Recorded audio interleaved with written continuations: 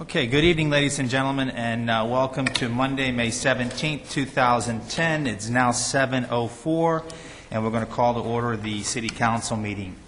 At this time, tonight, we're going to have Bishop Charles Williams from the House of God Pentecostal Church of Living Gates, followed by a Pledge of Allegiance.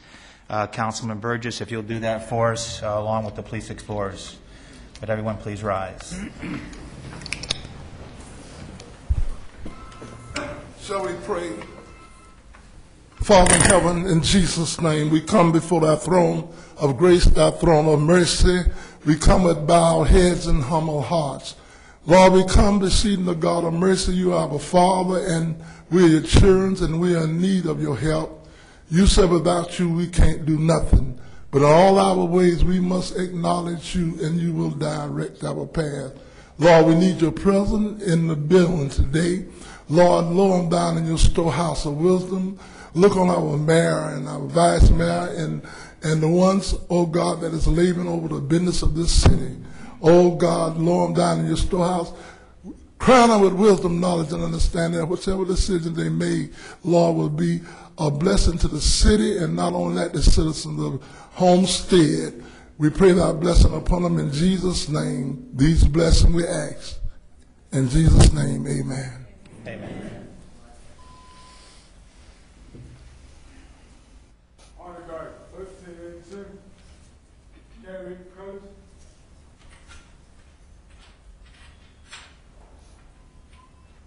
Forward, march.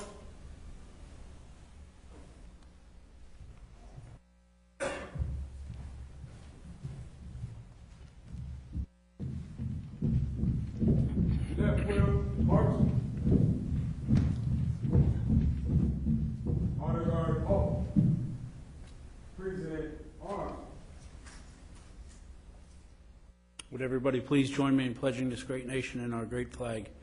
I pledge allegiance to the flag of the United States of America and to the republic for which it stands, one nation, under God, indivisible, with liberty and justice for all.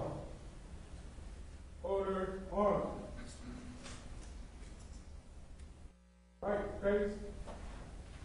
Forward, march.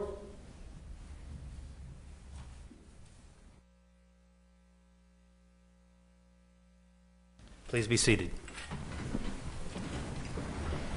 Thank you, Honor Guard. Thank you so much. At this time, Madam Clerk, will you please call the roll? Councilman Burgess. Here. Councilman Lobus. Here. Councilman Maldonado. Here. Councilman Shelley. Here. Councilman Williams. Here. Vice Mayor Walden. Here. Mayor Bateman. Here. At this time, I'd like to open the floor to public comment. Do we have public comment? Please.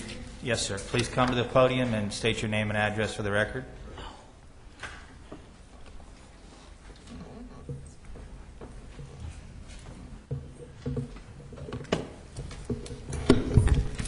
How you doing? My name is Noel Barrera. My address is 2238 Northeast 41st Avenue in Homestead, Florida. I reside within Waterstone, and I wanted to bring up to the council some issues that your council may not be aware of. Ever since the operation of the new gates that were put in, that were positioned to the council as soft gates, they are operating them as hard gates. They have your officers doing off-duty work, harassing tenants and residents that live in their neighborhood. They are asking for ID. They are scanning photo identification, which could cause a problem. If somebody gets access to that information, you can have identity theft on your hands. Officers, off-duty officers, which are hired by them, are refusing access to your own plainclothes officers in their personal vehicles. That has happened. They are blocking the exit lane of the 137 Avenue exit with a parked vehicle sitting there all the time as a parking space. You guys are going to end up with a problem. Somebody's going to be leaving the neighborhood and it's going to rear end that and cause a problem. They also place speed bumps on the public side of the street, the one with the automatic opening gate arm. It's creating a nuisance. Basically, they're blocking traffic. They have harassed myself, family, friends, and residents. I am also the president of the POA for Portofino Estates and sit on the board of the Master Association for Waterstone 1. So when I speak here, I'm speaking on behalf of myself, my family, my tenants, and in my case, similar to you guys, my constituents. I wanted to make the council aware of, maybe you guys can give some instructions, because I've called the police. The call reference number for you guys from yesterday's incident was 10136092.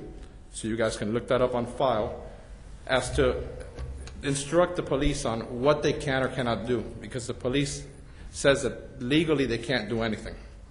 I have provided a copy of the Florida statute, which I'm going to hand out to all of you, if I may approach the bench. Sure. Abel, can you please hand them that statute? That way you guys can all have a copy. And I believe that in that packet, there's also 3 opinions from the previous state attorneys for the state of Florida saying that what they are doing, the way they're operating it, is incorrect and not allowed by law. I thank the council very much for your time. Go ahead. Listen, I feel for you, and I haven't had a chance to talk to the chief, but I've also received some phone calls, and this pertains to our off-duty policing program and the individual who runs that program. So, we need to probably get together and talk. Okay. If you'll make yourself available, I'm sure the chief and I will be more than happy to sit down with you. And I say I because I chair that department. And I respect it, and it does a wonderful job for the city. So we need to look at what's happening over there on the off-duty side. Correct. I have no complaints on your officers. Yes. I personally hire them as off-duty. And I will say, and I have always told all my friends, that the day I do move out of the city of Homestead, I will miss the way the department operates, because you guys allow your officers the flexibility to respond to problems as we had at the beginning there. So, Chief Rowe, I do commend you in allowing your officers to provide you the necessary information and the way that you guys react. I don't want to take any more of the council's time unless you have any other questions for me. My questions would be, please, leave your name and address, which we have on the record now. But we're going to set a meeting up between the 3 of us, and we'll talk further. I know where you're coming from, and the chief doesn't. So the 3 of us will sit down and we'll talk about it, right? Correct. Anytime you guys want, my cell phone, I'll leave it with Elvis, and for the council to know, and any other questions that may arise or concerns that you guys need, you guys can address me, because I do provide that section, Waterstone 1, with guidance and could help the council. If you leave tonight, the city clerk, let us know what times you have for tomorrow, and we'll make a point. Yes, Chief. Mr. Mayor. Yes, sir. Only thing I just wish that you do in the future, because this is brand new to me. Call the chief. Let me know about it, and I can deal with it. You don't need the mayor and the council to get involved in something like that. I run the department. I'm in charge. I need to know. Okay. I was unaware, so I do apologize. Okay. I have had other police officers. I'll speak with you as soon as we break. Yeah. Go ahead. I'll say you. Well, I'll speak up again. The reason I spoke up to begin with is because it really doesn't. The reason the chief is not aware of it is off-duty program, and that is run by a separate organization. Okay. Correct. That is probably why the chief is not aware of what's going on at the gate. Okay. So you see, there's a missing link here. No, I understand, and There's that's a missing why. link. It's a great police department. It's a missing link between the off-duty and the on-duty. Every day. Thank you very much, Mayor and That's Council. where it's at. Mayor, Yes. if I may. I've also heard of, I have many residents that have come to me, personally approached me on this incident. I've actually had some myself, so I'm actually working with speaking to our lawyers here in reference to that, so we could address the issue and address the issue properly. Thank you, sir. Just to let them know that we're on top of it right now. Thank you. Thank you. Okay, anyone else in the audience that would like to speak? Now is an open mic. Got a packed house tonight. It's got to be somebody else up there. Public comment. Something good. Power. Sound good. Oh. Sound good. Okay. Additions, deletions, deferrals. Yes, sir. Mr. Mayor, Madam please. Vice Mayor, members of the City Council, I have in the revised agenda before you the Education Committee appointments on the year, sir. That's the only addition. Okay, I'll entertain a motion to move that, add the Education Committee appointments. I move it. To the agenda. Thank you, Second. Mr. Wentz. Second, thank you, Mr. Shelley. All in favor?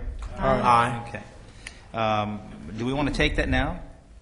If we could, Mayor, Yes, I please. appreciate it. Go ahead. Mayor, as the chair of the Education Committee, I know that I've been a little behind the eight ball here trying to get this committee put together. And I just want to thank everyone for the patience and the hard work. We finally made our appointments, and they are here today, so I would like to recognize them as they're here. What I would like to just state before we go on is that, in my eyes, education is the building block of our community. Unless we have education system here that is above par, we're not going to have the businesses who are going to want to move down here. We're not going to have the residents who are going to want to move here. Why live down here if we don't have a great education system? So I'm taking this task to the highest point here, and I've assembled the team of educators and residents of the community, and they're here to serve the Education Committee. So with that, these are my appointments, and Okay, would you like to name them? Are they here tonight? Would they like to stand up? yes, come please, I would forward? like if they would come forward Please and come so we could forward. recognize them, and so that the community could see who they are. Dr. Valentina Brown, Alicia Corrales, Come up to the podium, ma'am.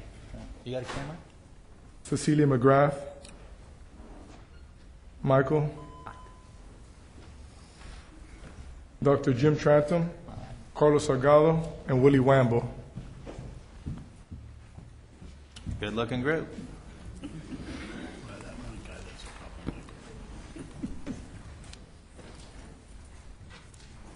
You want to get a photo op with him? Yes, You yes, yourself? in a second. Mr. City Homestead, I would like to introduce to you your Education Committee. These are the individuals who will be in the trenches working hard for our children here and for the better education of the city of Homestead. I hold them to the highest standards. They're all respected individuals within this community, and I look forward to working with them. Thank you for your taking the initiative to be on this board, and let's get to work. Thank you.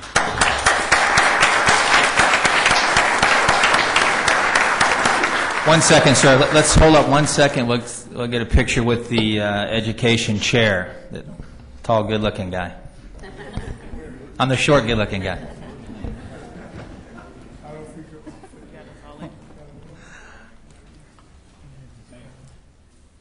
Yes, sir.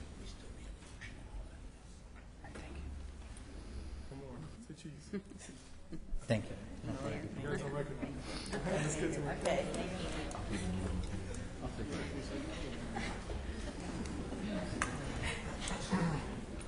Okay, we need a motion to move this committee forward. Motion, please. I move to approve the members of the Education Committee. Second. I'll second. Thank you, Mr. Shelley. All in favor? Aye. Thank you. Okay, special presentations. Let's see, Ms. Lobos, would you like to take the first one, please?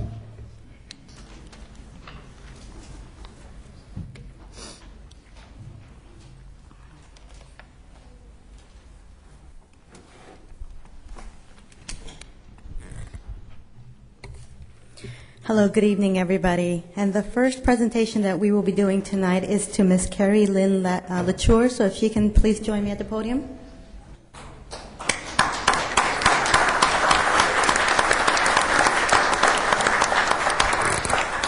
Now, Ms. Latour is still with the City of Homestead, so we're not bidding her goodbye, but we do want to thank her for her service that she gave to the Mayor and Council. So tonight, we are presenting you on behalf of the Mayor and Council a certificate of appreciation, and it reads, "This certificate is awarded to Carrie Lynn Latour for your untiring service and dedication to the Mayor and Council. The City of Homestead salutes you." Presented the 17th day of May 2010. Thank you so much, Gary. And Mayor, if I may, just give a little bit of history of her. Ms. Carrie Lynn Latour came to us on January 26, 2009 as an administrative secretary for the Mayor and Council. And as of March 29, 2010, she has moved to her position as Buyer 1 in General Services Procurement Division. So thank you.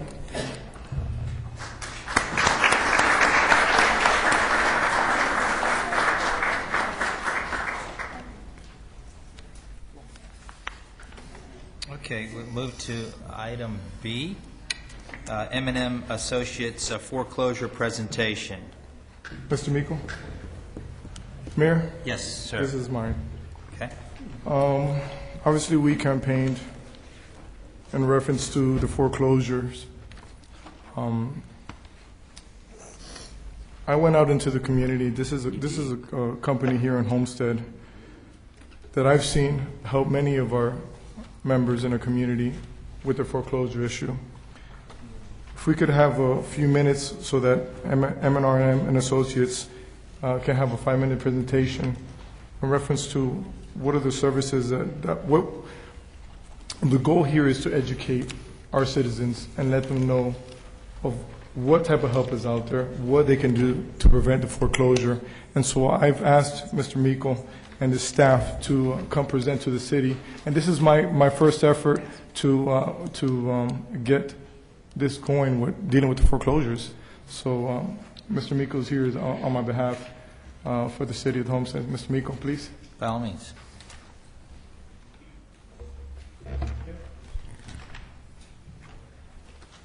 There we go.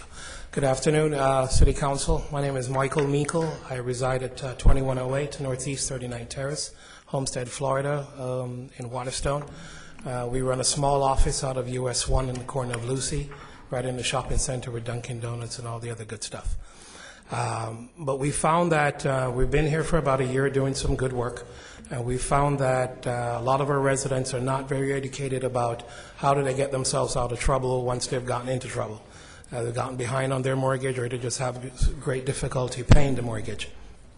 We've put together a plan, and we've executed it, I think, fairly well. We've been able to help a tremendous amount of our clients who have walked in and have walked out shaking our hands, telling us thank you very much. What we have presented, or what we propose to present, is a free workshop for the citizens of Homestead. There will be no charge to it. What we intend to do with this is to educate them as much as we possibly can. We have looked at it as secrets they do not want you to know. And by they, I mean the bank and the severe and the strong lenders who, for some reason, one way or the other, are not willing to or just don't want to go ahead and help out these folks who have found themselves in real difficulty. We've had a tremendous amount of success, as I've said before. We want to be able to present this at a platform through the city with some of the facilities that you have available. It is a free workshop. It will talk specifically about what the things they need to do to get them out of trouble. For those who are behind, those who are having difficulty paying, we see it as a great benefit. I've lived here in this community since it started its resurgence 5 years ago, and my wife, my family, my kids go to school here. This is very important for us to kind of slow or put an end to where we find a lot of our neighbors are leaving because they have no other choice.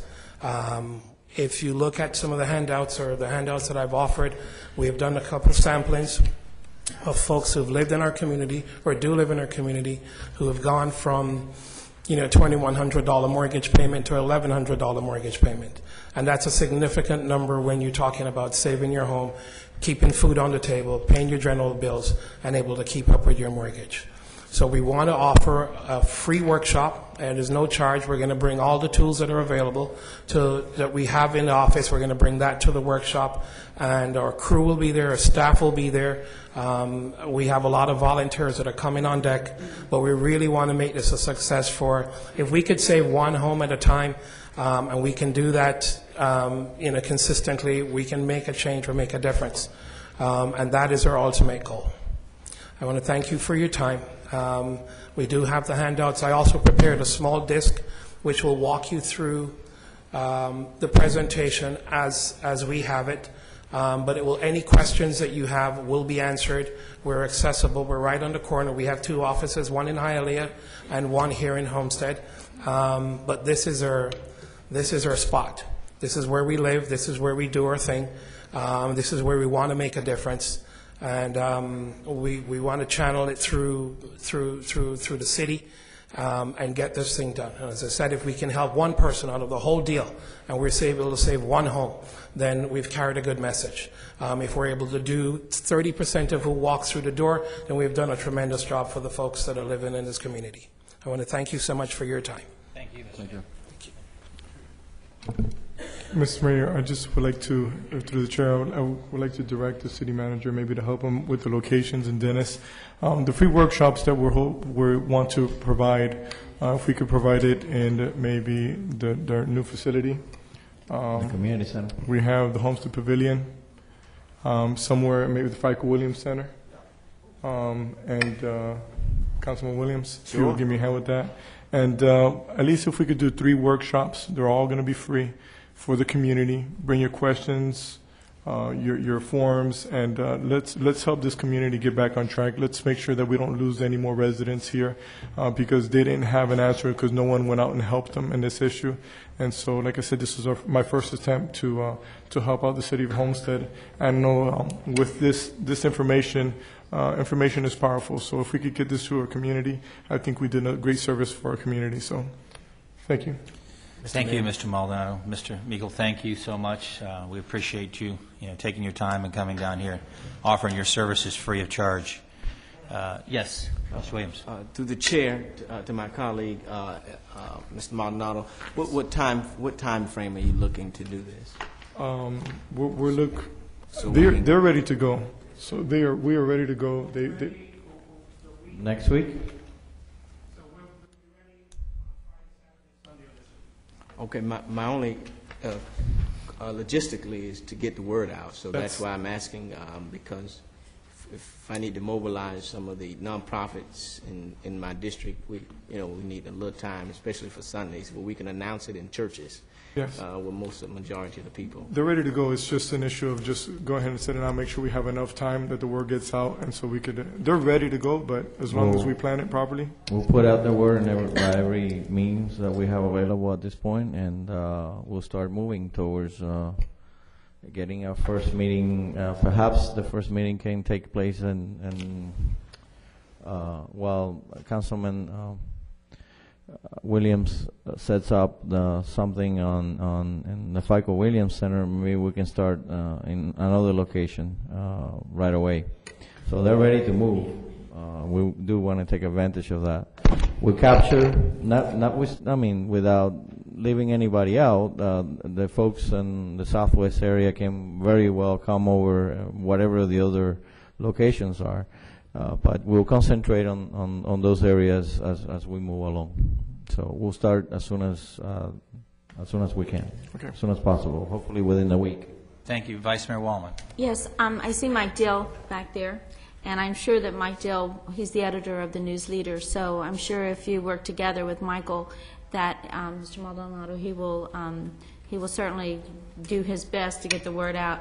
I would suggest that we have one. I know you said 3. I don't know if you can squeeze in 4, but I would suggest that we use the community center, the FICO Williams Center, and perhaps I know I can say that the Villages of Homestead would be happy to use their clubhouse, and perhaps the Waterstone Grand.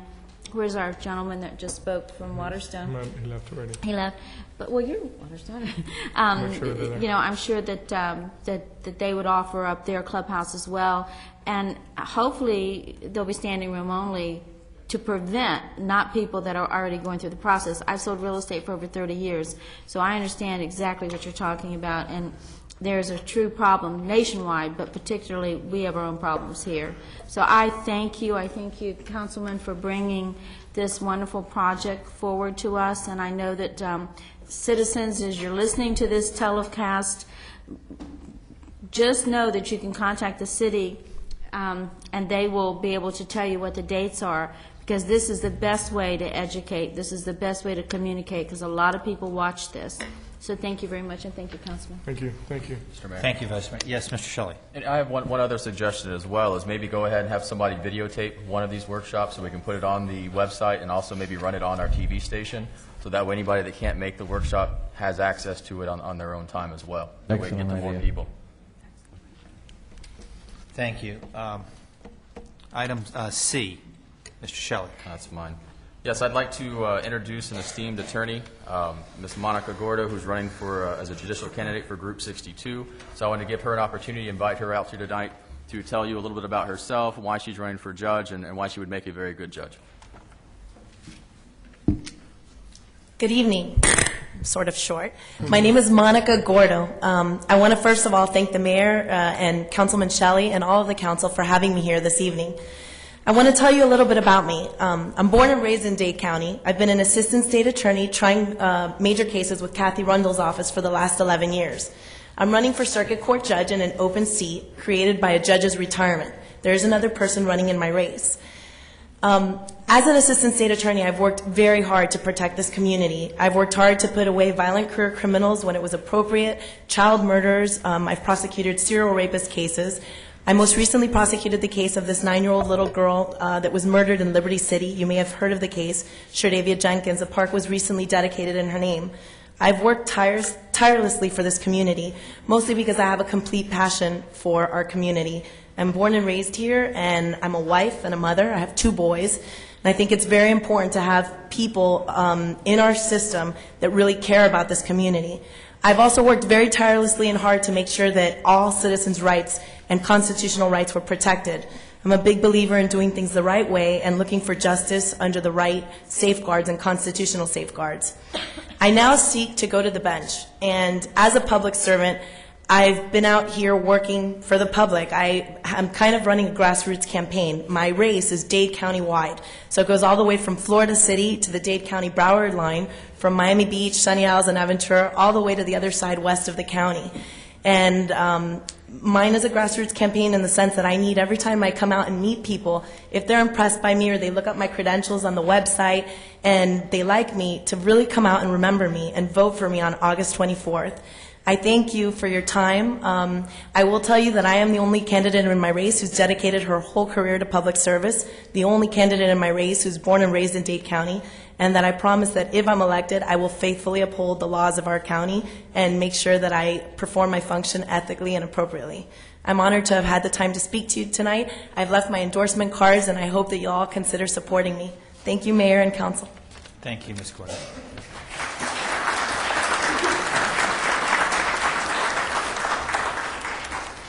Okay, item D, Vice Mayor Waldman, Bike Festival recognition.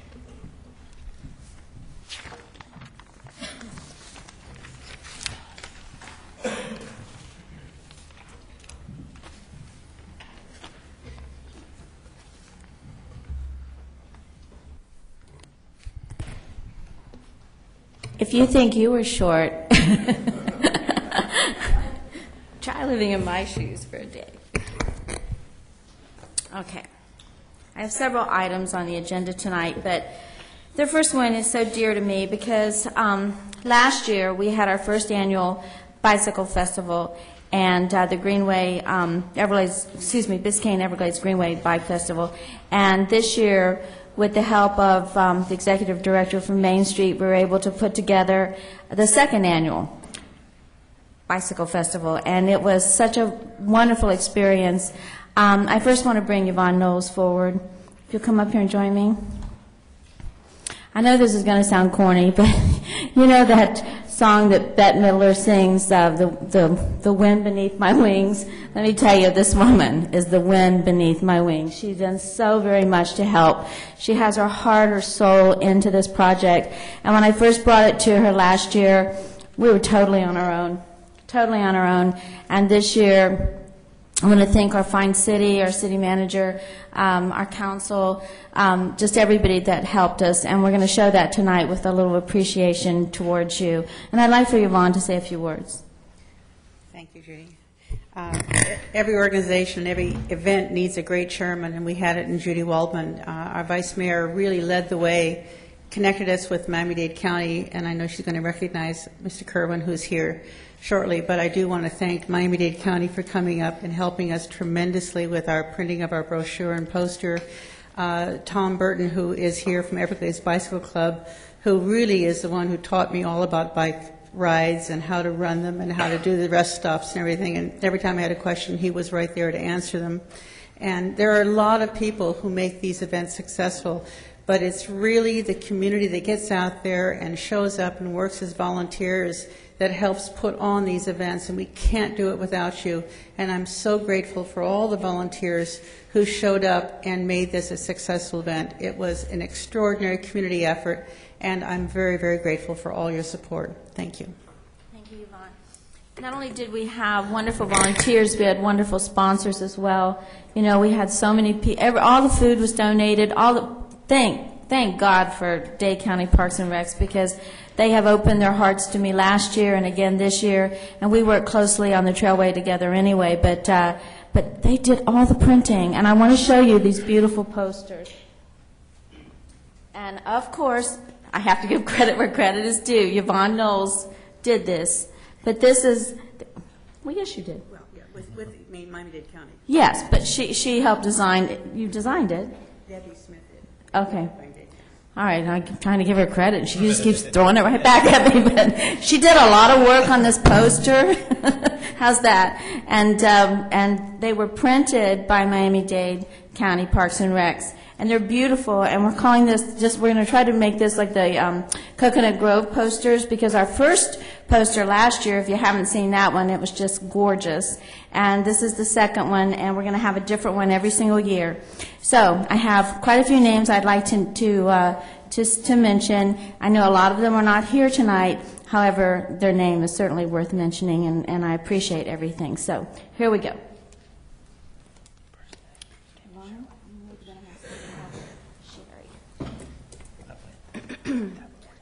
Excuse me. The first name, of course, is Jack Cardis, and he's the director of Parks and Recs for Dade County, and he's not here tonight, but I know his heart is here with me, and Jack's been a loyal friend of mine for several years. He befriended me when I really needed a friend, and he's continued to stand by me, and he knows my heart is where it should be with the environment and with our Biscayne Everglades Greenway, and in turn he has offered to help in any way he can, so I appreciate that. Kevin Kerwin is here tonight, and Kevin is assistant director, correct? I am the assistant to the director, yes. Assistant to the director, and a great friend. And Kevin, I'd like for you to say a few words. Mr. Mayor, Madam Vice Mayor, council members, I really, excuse me, my voice is shot. Jack and I would have loved to have been here. Jack, he lost his voice at one of the events we were putting on yesterday. Mine's going to go as soon as I'm done. Thank you. I'm a cyclist, so the hours that I'm not working, which are probably 10 or 12 a week, I'm coming down and I'm visiting you every Saturday and Sunday. And I dress a little different when I do that, and you probably see us on the road, but I really enjoy coming down here. The collaboration with the Greenway and Trails Project is phenomenal. Madam Vice Mayor, you've been phenomenal. Yvonne, terrific to work with. We have been working virtually for 2 years now, so I'd just like to thank you. Thank you. Appreciate it. Thank you so much. Thank you. Thank you so much. I appreciate it.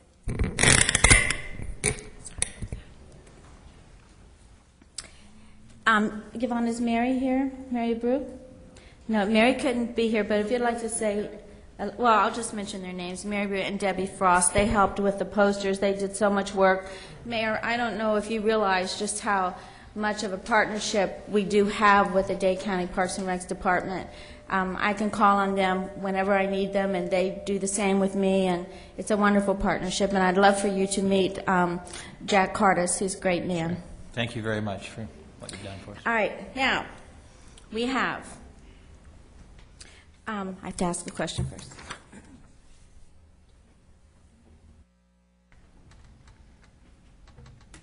We have several people who are being honored twice tonight, but from the City of Homestead, I'm just going to call the names. If you're here, please come forward. Dennis Maytan, our Director of Parks and Recs, Jenny Hopner, Adriana Hernandez, James Laurent, Sergeant Lizanne Deegan from the Police Explorers. Maybe Chief, you'd like to accept this? Mary Jane Mark with Max Cycle and Fitness, Sally Woods with the Dr. Paul Dudley White Bicycle Foundation, Ruth Campbell, again with the Dr. Paul Dudley White Bicycle Foundation, my good friend Tom Burton, Eric Tolberg, Everglades Bicycle Club. Let me just say something about Tom and Eric. They've been with us before we did the first annual bicycle festival. Tom goes out there on that 42-mile ride. He went out there on the trailway. He went out there before we even had the grass cut, and he rode it, and he rode it, and he rode the track, and he knows the track. Eric always, Eric's the back end guy. Right? he follows at the back, and Tom leads, and Tom's always there to assist. And I remember the first meeting I ever had with Tom. We were sitting in my office, and he says, well, I guess I better go, it's going to rain. I said, what do you mean? He goes, well, I ride from South Miami to here for the meetings on the bicycle. So needless to say, I really felt out of shape. But anyway, Mauricio, how do you pronounce that last name? Okay. And he was with Dante Pikes, and he was wonderful. He followed around with the SAG vehicle, and for those of you that don't know what that is, that's if you had a flat tire, if you had a little accident, whatever, he was there with the tires and the screws and the wrenches and all those wonderful things. David Suarez with Diaz Supermarkets, Farah Shuki with BJ's. Diaz and BJ's donated all the food, and we appreciate it. John Hopkins with Green Mobility Network, and of course Yvonne. Excuse me, I got the same problem you do. This is my 5th event this month. So, Catherine Smith, Main Street Board Director, member. Amber Woods, where's Amber? Is she here tonight? Catherine Fleming, Mike Dobson, volunteer. Ed Powell, volunteer. Christ Fellowship Church, volunteers. Louis DeLeon, South Florida Water Management District, and our sponsors were Everglades Alligator Farm. Charles, are you here tonight? No. Secret Gardens, Bianca Dole. They were silver. Everglades Alligator were platinum. Capri were silver sponsor. Jimmy Curcio. Turkey Point Nuclear Power Station, gold sponsors. Homestead Executive Jet Center, Alfredo Cordero. It was great. That was a great rest stop out there at the airport. Skydive Miami, Fred Whitsitt. No? Okay. We have, each one of you received the beautiful poster and a certificate of appreciation, and I thank you from the bottom of my heart.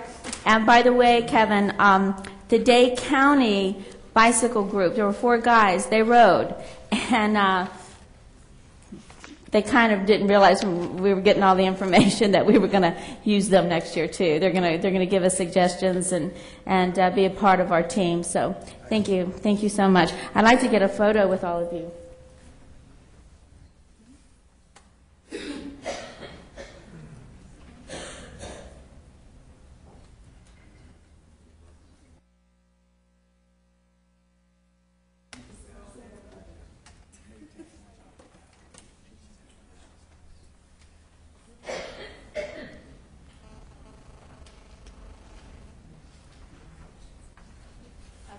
Sorry, we have a little discussion.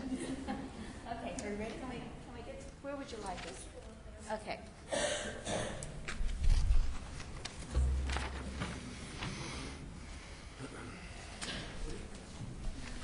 Mayor, would you like to join me?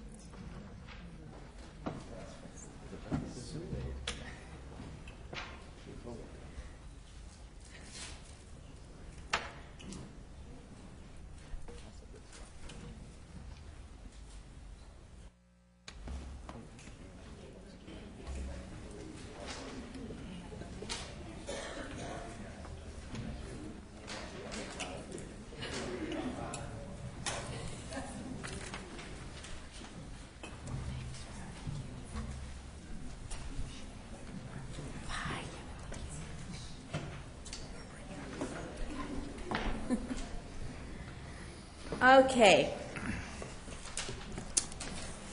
Next year, everybody has to come out and ride. All right, my next presentation is to the Musselwhite family. Please join me. Your name is Crystal, right? Deanna Second. Should probably have Fred up here too, because Fred was such a Fred, would you join us? Such a wonderful supporter of this project, the community center. But it's so important that we remember that the Musselwhite family donated the land that community center sits on. And we appreciate it. We love you so much for your family for doing that. And I'd love for you to share a few words. Mayor and council, I'm pleased and honored to represent my family and my grandfather. My mother, Mary Lou Snyder, and my uncle, Bill Musselwhite Jr., were not able to attend, and they send their apologies. Those of you who knew Bill Musselwhite knew how much he loved this city. My grandfather came to Homestead in 1912 by covered wagon, and he served 25 years on the council. He was an interim mayor at a certain point in time, and he was a local tomato farmer, having graduated from the University of Florida in agriculture. Many of the new technologies of today in farming can be contributed to farmers like my grandfather, who worked closely with the School of Agriculture at Florida. He was a humble man who only wanted to serve and see the work of the city accomplished. It was not important for him to receive credit. He only wanted the city to prosper and for Homestead to be a safe haven for all. The park was dedicated and named Musselwhite Park in January 1957, just following his death. It was an honor then and is an honor now that those who knew him would think so much of him, to name a park after him for all to gather together and enjoy. Grandpa would be pleased to know that a community center named after Bill Dickinson can be found at Musselwhite Park, two men with the same goal. It is important for young people today to remember our roots and those who paved the way and stood before us. Our generation is truly blessed, and I want to thank you all. Thank you, ma'am. Thank you.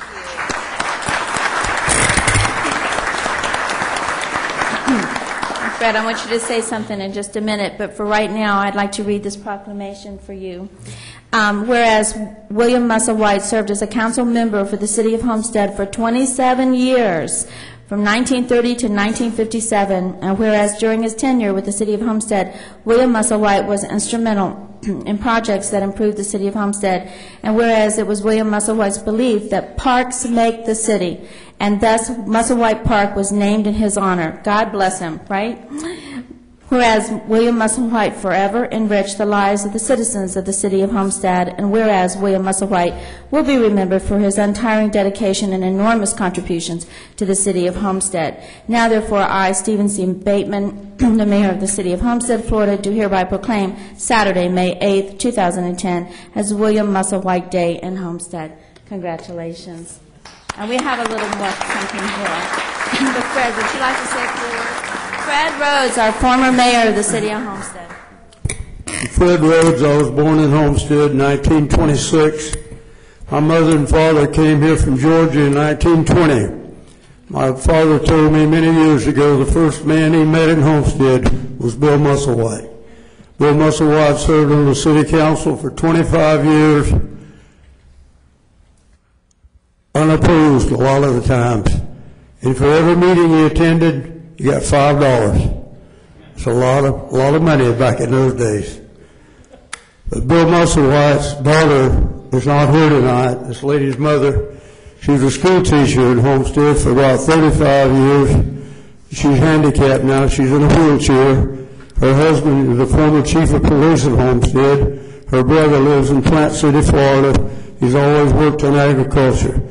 This is really an honor to be here tonight to celebrate a life of a man like William Musselwhite. Thank you very much.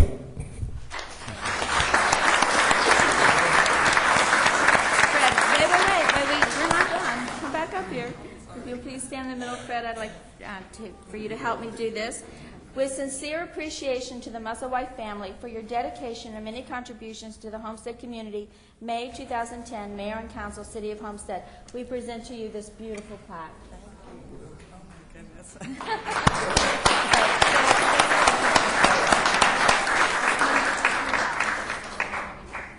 Okay, can you hold them? Thank you. Thank you very much. You're very welcome. Thank you, Fred. Thank you so much, and please tell your mother that we said hello. Okay. The next item that we have here, Sherry, can I get you to help me?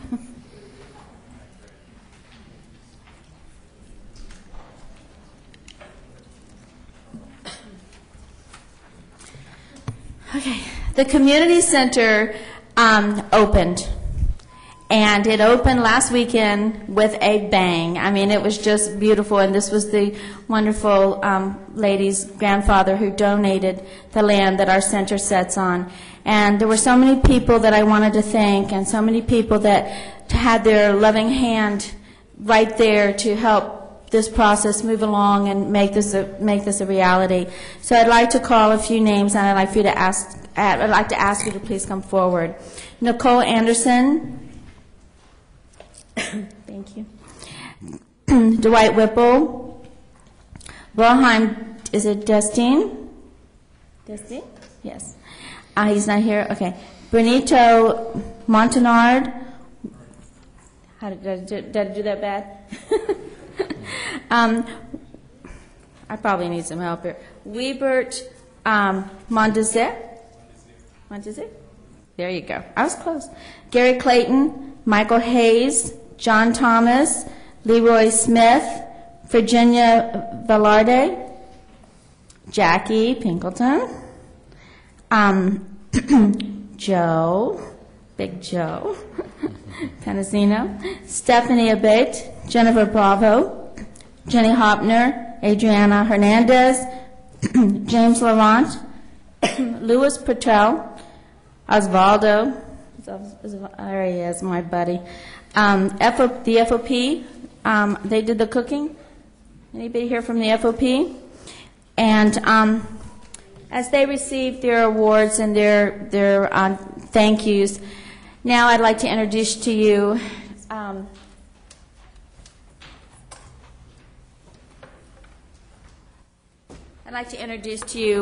two very important men in my life. They, one is in the present, one is in the past, but will for always be in my heart. And I'd like to invite Dennis Maytan to come forward. Dennis is the director of Parks and Recs, and he was appointed recently, and I'm telling you what, he has stepped up to the plate. He deserves a great round of applause. He has really done a wonderful job.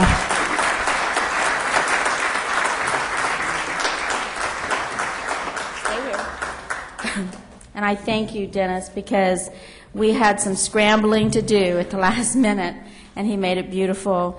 The man in the past who will always be in my heart is my dear friend, Kurt Herron. And I'd like to ask you to come forward, Kurt. Kirk Herron is our past director of Parks and Recs, and he's so loved by each one of these people up here. He is so loved. And let me tell you, I remember us sitting at the conference room table with a blank piece of paper, and we just sat there and we started sketching and we started just dreaming, and he started getting the money, which is what we needed, because without the money we couldn't have done it. And we just sit there, and I'd pick out a color, and I'd see his eyes roll, and I'd say, oh, no, that's not going to work. And then he would tell me, Judy, you do what you want, but then I would always go back to his decision. But now he's the director, Park and Rec manager for Palmetto Bay. They have a good man here, and even though we have a wonderful man here, we love you both. So with that, Kurt, he was the the brains behind it in the very beginning, and I thank you so very much.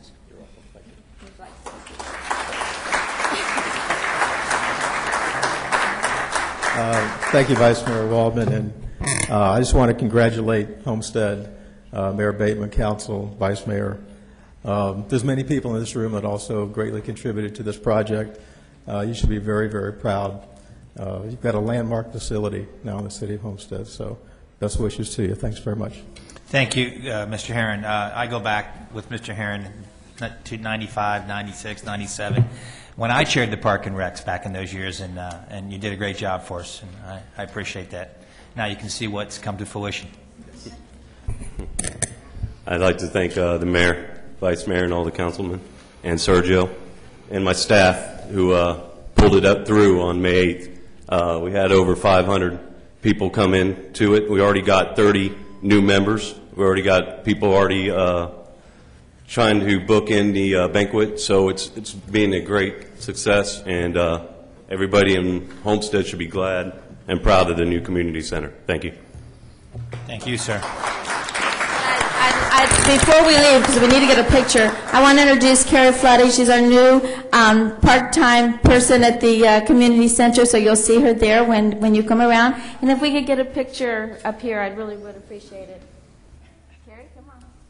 Hey, guys, gotta hurry.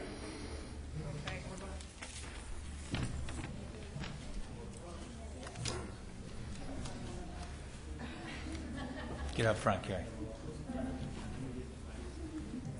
Women up front. Women and children.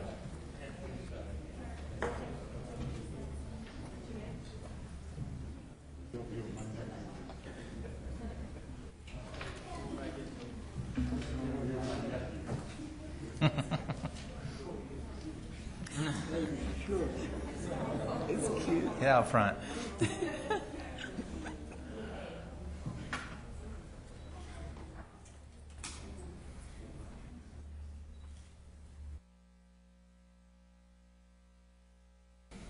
What's up, big man? And wear no more shiny shoes.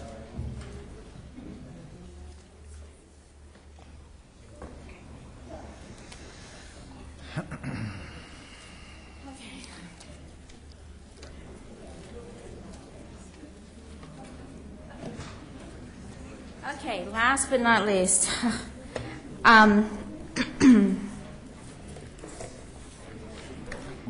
excuse me.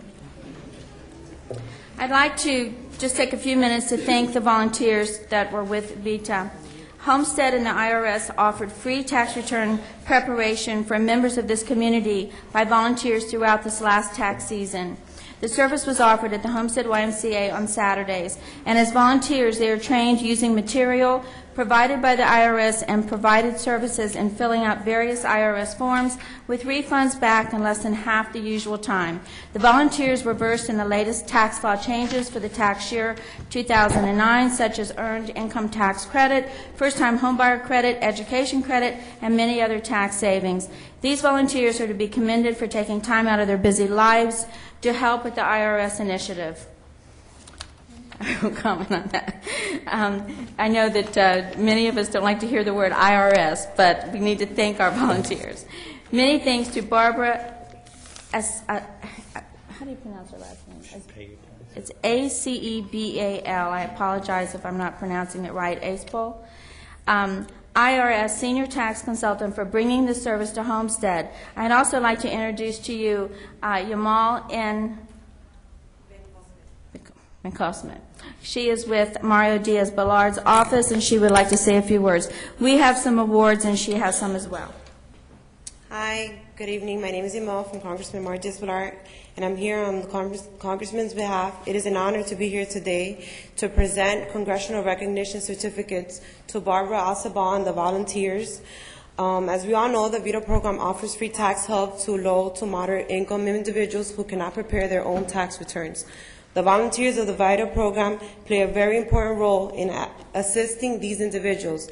These certified volunteers dedicate their time to help prepare basic tax returns in communities across the country. Our office has been working with the IRS for several years now doing community events. We are pleased to work together with the IRS to better serve this community. It gives us the ability to really come together and provide service to a community we so greatly appreciate. On behalf of the Congressman Mario Diaz-Balart, I commend you for the hard work, and we appreciate the dedication in helping individuals in our community. I present these certificates for special recognition to Barbara Alceval. If you can please come forward.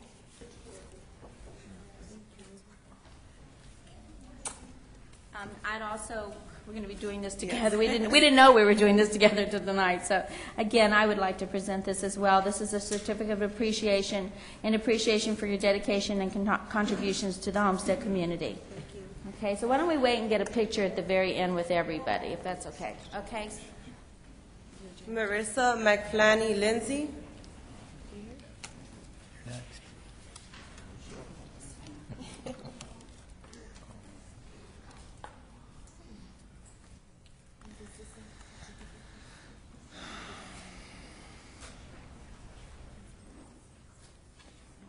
Fred Racino and Gonzalez.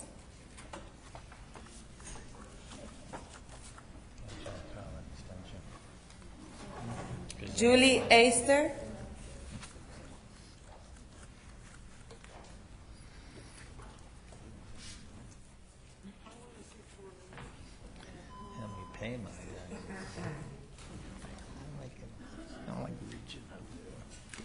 Gary Marcelin.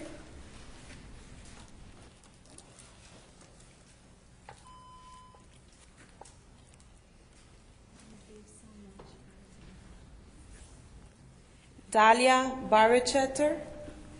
Sorry if I pronounced that wrong.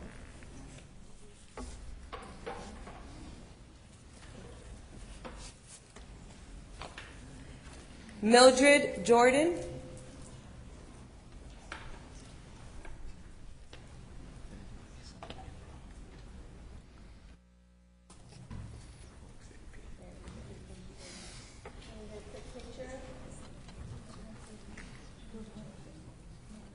Don't give them too much.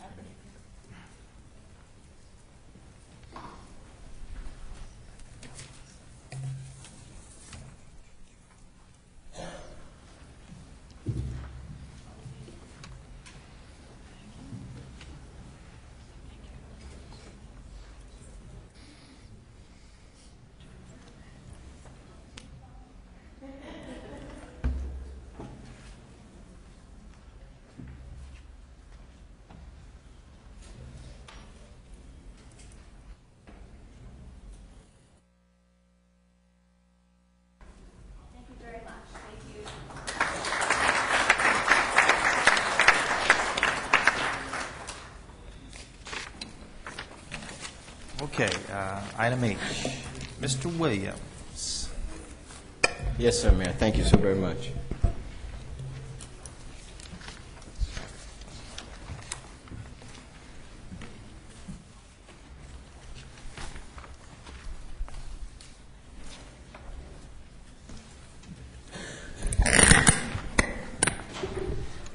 Is Frank Martinez in the building? If he'll come.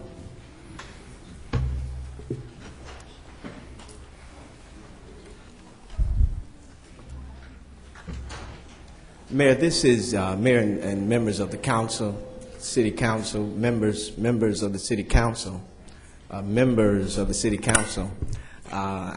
This is a new initiative that I'm trying to do in the Southwest area, where we're going to once a month honor Southwest businesses that have been in the area. And Mr. Martinez is one of the first ones to do so. And so he has the name of his shop is Discount Frame, and he's been in that same location since 1994, providing services to the community. And I felt very appropriate that at this time that we give him a certificate of recognition for his hard work and dedication through the many years that he has given back to our wonderful citizens of Homestead, but not only that, but into the Southwest community. So the certificate reads, Certificate of Recognition. This certificate is awarded to Discount Framing Frank Martinez, owner, in recognition of your commitment and dedication to the Southwest area and Homestead community. And the City of Homestead salutes you, presented this 17th day of May 2010. Thank you so very much. And also, I would like to, now we're going to get some more of these pins made, right, Vice Mayor, with the correct logo on it. But I'm going to give you this pin as a token of our appreciation, to know that we value you and we value your business here at the Homestead. And I invite everybody to patronize Discount Frame, and they do such a wonderful work, and we salute you on this day. Thank you so very much. You want to say anything?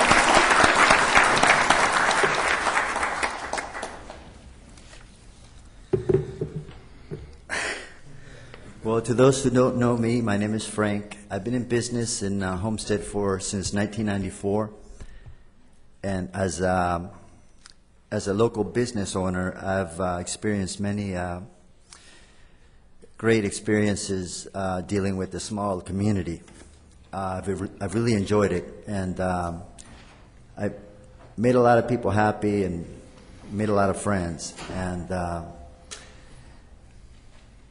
I want to thank the community and the council and the mayor for giving me this opportunity and recognizing my service to this community. I'm located here in Homestead. I'm a local frame shop. I specialize in all types of framing. It's a small frame shop, but we do very personal. We get personal with customers' needs. And if you have any future needs, come and see me personally, and I'll be happy to assist you. Thank you for this recognition. I appreciate that very much. Thank you, sir.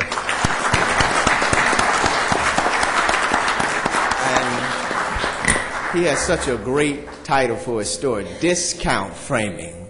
So when you go there, you know you're going to get a what? A discount. And so Frank, let me pin this on you, because this is very special to me, to know that persons like yourself has contributed so much to our community.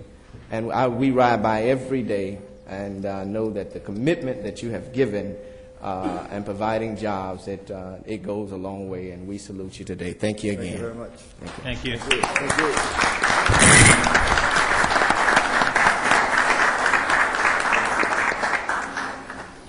Thank you, Mr. Martinez. Mr. Williams, thank you for recognizing one of our local businesses. Okay, I'll take just a minute and let the council chambers, it's clearing a little bit. Break here.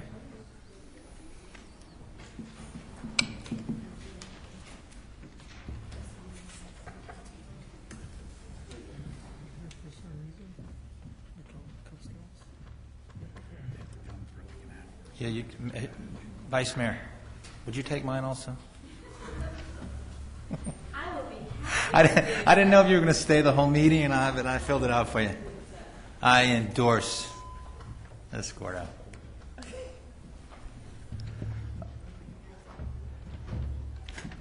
Okay, thank you. Moving right along, thank you, Homestead. We've got tab 4, tab 1, 3, consent agenda. Motion to move forward consent agenda. I move it, Mayor. Thank you. Second. Second, Mayor. Thank you, Vice Mayor. Questions or comments from council? No questions or comments on the consent agenda? All in favor? Aye. Any nays? Carries. Okay, item 4, a public hearing, ordinance, land use items. City Attorney.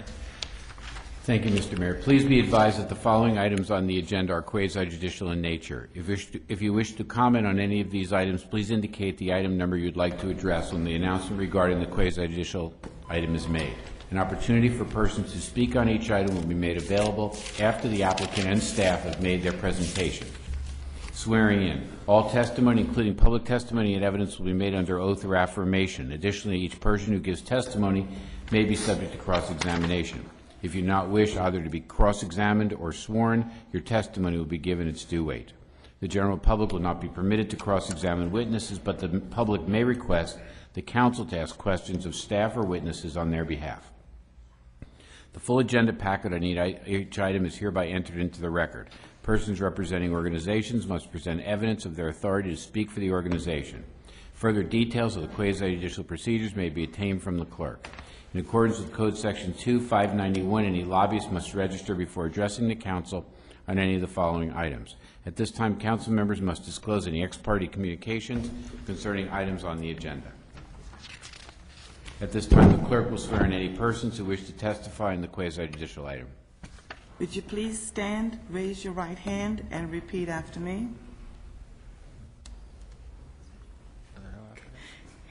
I, please state your name, hereby swear or affirm that the information I present shall be the truth and nothing but the truth, so help me God.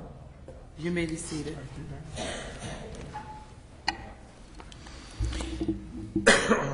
Tab 7 is a second reading of an ordinance of the City of Homestead, Florida, considering the request of 1590 Homestead LLC for a rezoning from Restricted Retail Commercial District B1 to Retail Commercial District B2 for property located at 1690 Northeast 8th Street as legally described in Exhibit A and providing for an effective date. This is second reading.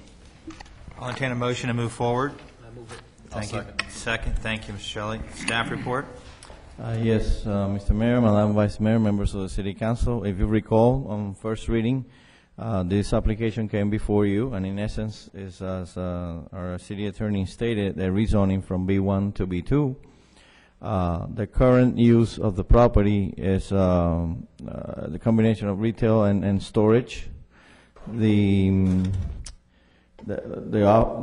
property is located, the subject property is located at 1690 Northeast 8th Street.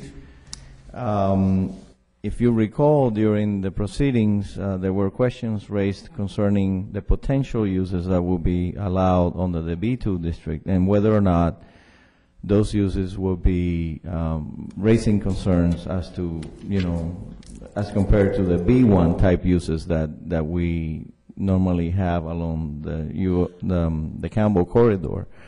Because of those concerns that this council brought forward, the applicant, along with our city attorneys and myself and my staff, the applicant proffered a covenant stating, and the highlight of that covenant is pretty much outlining the fact that they will abide or allow, he would only use, and this covenant is running with the land, uses only permitted in the B1 district. The only use that's permitted, that would be permitted in the that is of the B2 district, would be the storage facility that he currently has. So in essence, what we're doing is bringing this property into conformance with the rezoning, and at the same time, via this covenant, the applicant proffered that he would not use the property in other way, shape, or form than what he's presently using it as. So having said that, and as I stated in my previous meeting, the Planning and Zoning Board recommending approval. We also had the Development Review Committee that we normally have in applications such as this, and staff is hereby recommending approval on second reading. Thank you, Mr. Manager. Questions from council? Mr. Mayor? Yes, Mr. Not a real question, just a statement. I'm glad that the applicant, I don't think he's here or they're here today, but I just wanted to thank them for taking into account our concerns that we had and for limiting those concerns. So, I want to say I do support this at this time. Thank you, sir. Any further questions? At this time, I'll open the public hearing. Anyone who would like to speak in favor, please come to the podium. Seeing none, hearing none. Anyone who'd like to speak against, please come to the podium. Seeing none, hearing none. Asking council if you have any final questions. Seeing none, hearing none. Roll call, Madam Clerk. Councilman Maldonado? Yes. Councilman Shelley? Yes. Councilman Williams? Yes. Vice Mayor Waldman? Yes. Councilman Burgess? Yes. Councilwoman Lobus? Yes. Mayor Bateman? Yes. The motion carries. Thank you, Madam Clerk. Next item, City Attorney, legislative matters. An ordinance of the City of Homestead, Florida, amending the city code by amending Section 3-2, possession of or consumption in public places of Chapter 3 alcoholic beverages, to allow alcoholic beverages at certain events at the William F. Bill Dickinson Community Center, providing for severability, inclusion of the code, and an effective date. Okay, So moved, motion. Mayor. Thank you. Second? Second. Thank you, Mr. Shelley. Staff report? Yes, Mr. Mayor, Madam Vice Mayor, members of the City Council, this is pretty much a housekeeping matter. We currently, this is something that is currently permitted under our code. We just are adding more specificity as to the name of the facility. That is all. Okay. Yeah, any questions from council? Hearing none, I'll now open the public hearing. Would anybody like to speak in favor? Seeing none, hearing none. Anybody like to speak in opposition? Seeing none, hearing none. At this time, I'll close the public hearing. Any final comments from council? Madam Clerk, call the roll. Councilwoman Lopez? Yes. Councilman Maldonado? Yes. Councilman Shelley? Yes. Councilman Williams? Yes. Vice Mayor Woolman? Yes. Councilman Burgess? Yes. Mayor Bateman? Yes.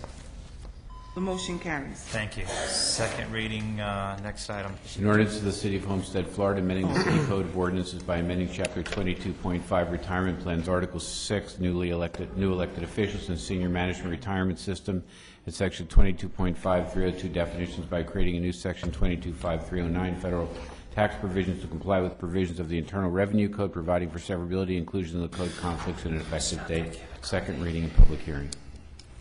Okay, motion? Move it. Thank you. Second? I'll second. Okay, staff report?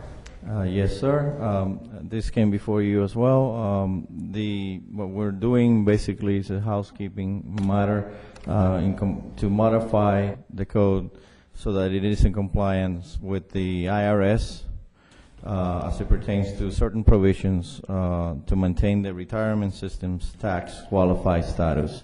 And this one before you now pertains to the new elected officials. There's a subsequent one that addresses, existing and old elected officials. Thank you, sir. Questions from council? Hearing no questions. Yes, Mr. Williams? No questions. Okay. At this time, I'd like to open the public hearing. Anyone that would like to speak in favor, please come forward. Seeing none, hearing none. Anyone who'd like to speak in opposition? Seeing none, hearing none. At this time, we'll close the public hearing. Thank you. And Madam Clerk, please call the roll. Oh, any further questions? I'm sorry. Councilman Shelley? Yes. Councilman Williams? Yes. Vice Mayor Woolman? Yes. Councilman Burgess? Yes. Councilwoman Lopez? Yes. Councilman Maldonado? Yes. Mayor Bateman? Yes. The motion carries. Thank you, Madam Clerk. Next item is a companion ordinance, but just dealing with the older retirement plan. An ordinance of the City of Homestead, Florida, amending the City Code of Ordinance by amending Chapter 22.5 Retirement Plans, Article 4 Elected Officials Retirement Plan at Section 22.5202 definitions by creating a new Section 22.5207 federal tax provisions to comply with provisions of the Internal Revenue Code, providing for severability, inclusion in the code, conflicts, and an effective date. This is a second reading and public hearing. Move it. Thank you. Second. Thank you. Staff report. Sir, same as before. It's just to comply with some changes made by the IRS Okay. in order to qualify. Thank you, sir. Any questions from council? Okay. At this time, I'll open the public hearing. Any questions from the audience in favor? Any questions in opposition? This time, I'll close the public hearing. Any final questions from council? Madam Clerk, roll call vote. Councilman Williams? Yes. Vice Mayor Woolman? Yes. Councilman Burgess? Yes. Councilwoman Lopez? Yes. Councilman Maldonado? Yes. Councilman Shelley? Yes. Mayor Bateman? Yes. The motion carries. Thank you, Madam Clerk. Next item is ordinance of the City of Homestead, Florida, amending the City Code of Ordinance by amending Chapter 3 Alcoholic Beverages, Section 2-9 Hours of Sale to amend regulations concerning the hours of sale of alcoholic beverage for off-premise consumption related to package stores, amending Section 311 Public Hearing to revise notice requirements for applications for certificate of use for sales of alcoholic beverages, providing severability, inclusion of the code, conflicts, and an effective date. This is the first reading. Entertain a motion. Move it. Thank you, Mr. Burgess. Second. Second. Thank you, Mr. Shelley. Staff report. Yes, Mr. Mayor, Vice Mayor, members of the City Council, if you recall, this ordinance was before you once before, and it provides for both the amendment and the cleanup on some minor regulations within Chapter 3 as it pertains to the alcoholic beverages. More specifically, how we handle the sale of package stores or package stores that sell alcohol on Sundays. And what we're proposing is that package stores will be able to sell on Sundays between the hours of 8 and 10 p.m., 8 a.m. and 10 p.m. Now, that's really the highlight of the change. We, as you recall, at the last meeting, you requested that we look at how other municipalities handle this very issue. We went on and researched not only municipalities but also counties. We looked at Monroe County, the City of Miami, Florida City, Cutler Bay, the Village of Palmetto Bay, the Village of Pinecrest, and the Village of Isla Morada. Just to summarize it, Monroe County, no alcoholic beverages sold or consumed between the hours of 4 a.m. and 7 p.m. and 7 a.m. any day. Those are the only restrictions, which pretty much covers the time that anyone can be sleeping, maybe. The City of Miami states that the hours of sale of alcoholic beverages by liquor package store, including Sundays, from 1 p.m. to 7 p.m. Florida City is pretty much open. It allows it from 7 a.m. through midnight, prevailing time. And there are no restrictions for the hours of sale, basically. Cutler Bay, they are more stringent. They don't allow the sale of alcoholic beverages on Sundays. The Village of Palmetto Bay, the same way. However, Pinecrest does not have any restrictions on the sale of alcoholic beverages, and nor does the Village of Isla Morada. Those were our findings. We're still recommending that we move forward.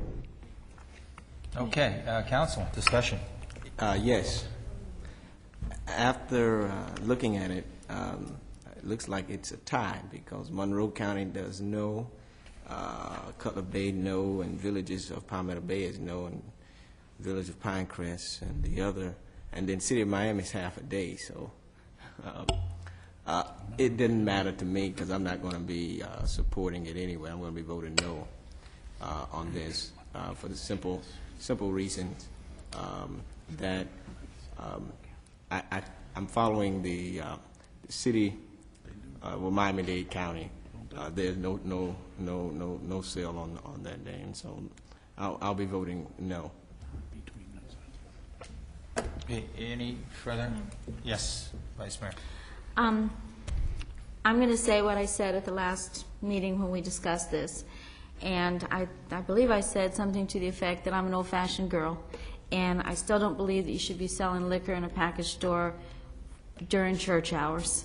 So I like the 1 to 7, and I have no problem with that, but I just cannot endorse selling liquor at 8 a.m. in the morning. So that's how I stand on this. I just want you all to know. Mr. Mayor? Yes, Mr. Schilling.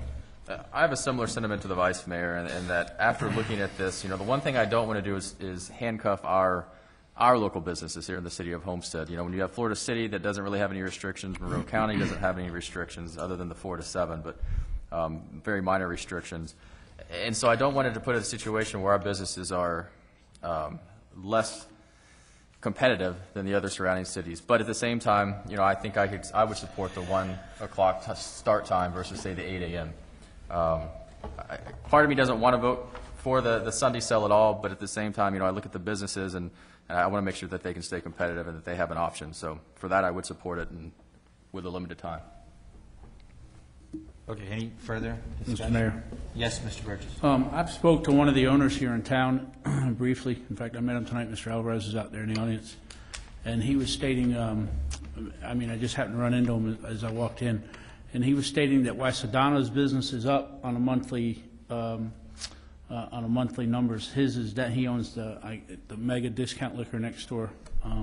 His numbers are down, and he's hurt. Not, I wouldn't say hurting, but he's seen a significant drop in his with the economy. So he was saying that this is, I think, his only store that's not open on Sunday, and his other stores are sustaining where this one is lagging behind in its numbers and stuff. So I feel like maybe we are handcuffing the business owner a little bit, and so because of that, I could go along with the 1 to 7 or 1 to 8, whatever we decide it to be.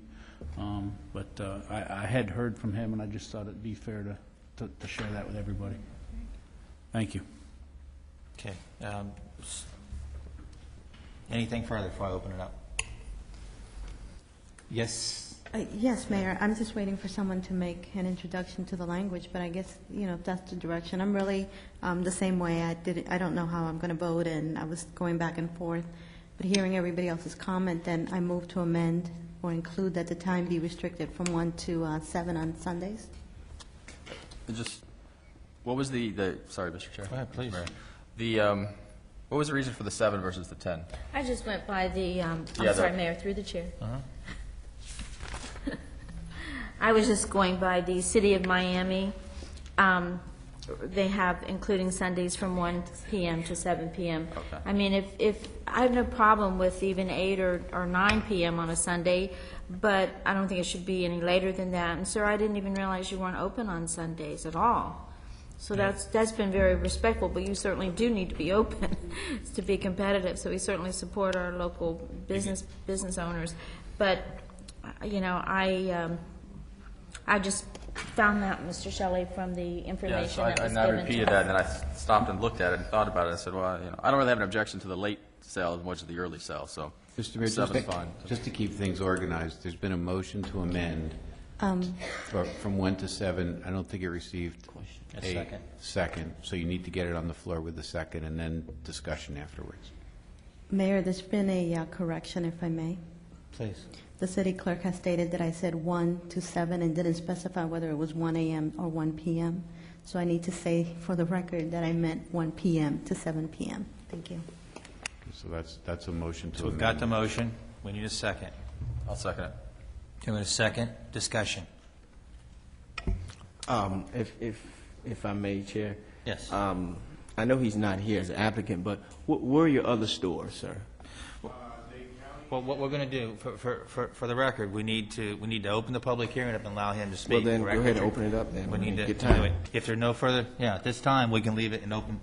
At this time, I'd like to open the public hearing. Anybody is here in the audience to speak in favor, please come forward to the podium. State your name and address for the record.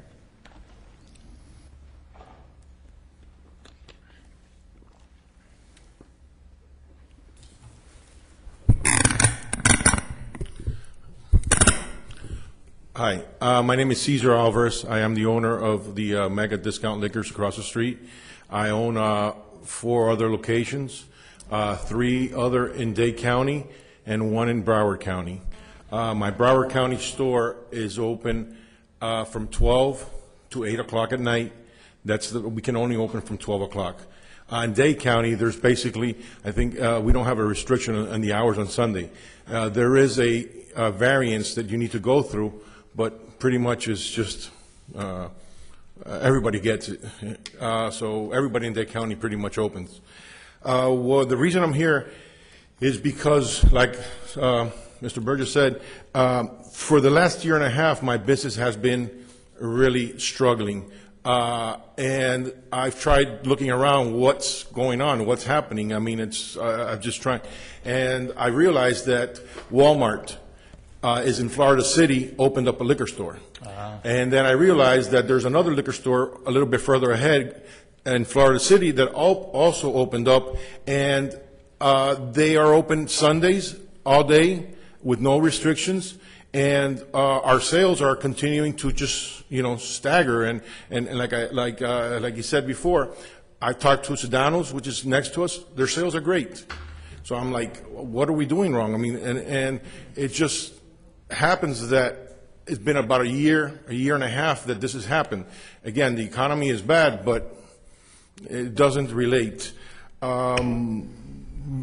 Basically, I'm here to petition to have the ability for us to be competitive, because not only do we lose customers on Sunday, is that anytime we lose a customer on a Sunday, that customer may not come back on Wednesday or on Monday or whatever day in the week, because that customer gets used to going somewhere else. And that, for me, all the years, I've owned the store for 8 years, and we haven't opened on Sundays ever because we can't, except on December. It's been great that we hadn't have to open on Sundays, really, because the staff gets their day off. I don't have, it's a quiet day for us. But right now, it's hurting us. It's really, really hurting us. And again, it's competition. Publix didn't open on Sundays years ago. But competition drove them to open up on Sundays. And that's what I feel, and I'd like to express that, and for you to consider this. May I still have a question? Yeah, one question. Let me ask first. Your other stores that are open from 8 in the morning? No, I don't. On Sundays, I'm sorry. On Sundays, we open from 10 to 7 on 10 to 7 and 10 to 8 on in Dade County. Okay, 10. Do you see that big a difference? I mean, you see there's a lot of people come in from 10 to 12 or 10 to 1 in the morning? It depends. It depends. You do get traffic. Realistically, I would say, and again, with all due respect, if 12 to 8, like Coral Springs, is reasonable. A lot of people are going to the beach. They're going to a park. They're having a birthday. 1 o'clock gets really a little bit after. And again, what's going to happen is we're still going to lose business to our fellow guys, across the street, basically. That would be my real suggestion. If we have to have a restriction, I would love to see something like 12 to 8 or 12 to 7. I'm fine. Yeah, 1 hour. Okay. All right. Yes, Mr. Williams. Let me ask you a question, sir. You said your stores are located in Miami-Dade County. What city? I have 2 stores in Kendall and 1 in Westchester. Westchester. And do you feel that at some point that what my colleague has recommended from 1 to 7, would that make a difference for you being 1 to 7 instead of, is that a compromise that you're willing to live with? Like I expressed before, 1 to 7 is better than nothing. Realistically, if we're going to have a restriction, I would prefer 12, like I said before, because a lot of people are going to go out during the day, and even 12, we'll lose some people over there, but at least we won't lose that much. 12 to 7, 12 to 8, but I think 12 is more important than 8 o'clock. Sundays, people tend to relax earlier, go to bed, but they start earlier. They start early. Yeah. Okay. We should look at 8. Other questions? Yeah. Yes. I'm sorry. I absolutely have no problem with the 12 o'clock. Absolutely. And if it would help your business, I just appreciate that you respect the fact as to why I said what I said about people in the morning time. I respect that. So if the maker of the motion is willing, Mr. Weiss, could I suggest to the maker of the motion that we amend the... Yes, or you can just move to change it from 1 to 12. No, 12 to... Oh, I see, from 1 p.m. to 12 noon. 12 okay. to 7. I would like to do that.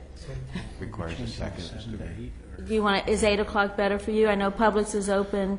12 o'clock would be better, but like I said, if I had to choose, I'd choose 12. 12 to 8 would be perfect. Okay, well, I have no problem with that, and we'll see how the other council feels, but I would like to make that... So there's been a motion by the Vice Mayor to amend the amendment to go from 12 to 8? Yes. And that requires a second. How does, okay. Second? Second it. Second, yes, sir. Okay, well, how do we handle our first motion here now? Do we have a problem with that, maker of the first motion? Do you want to just withdraw the motion, or do you want to stick with it? No, I'll go ahead and go with the procedure of amending the amendment and see how that vote goes. All right, so you vote on a Vice Mayor's motion first? Okay. And then it would subsume Councilwoman Lobos if it passed. Okay. So you need to just finish up the public hearing Finish up, process. yeah. and then close. Okay, sir, are you through now? No, I'm free. Okay. Thank you very much for your cooperation. Yes, sir, thank you. Anyone else who would like to speak in favor? Yes, ma'am.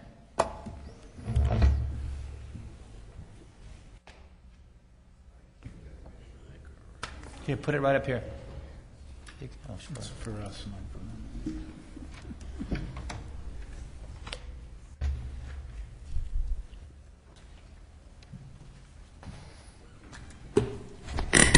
Good evening, members of the board, Mayor, Madam Chair.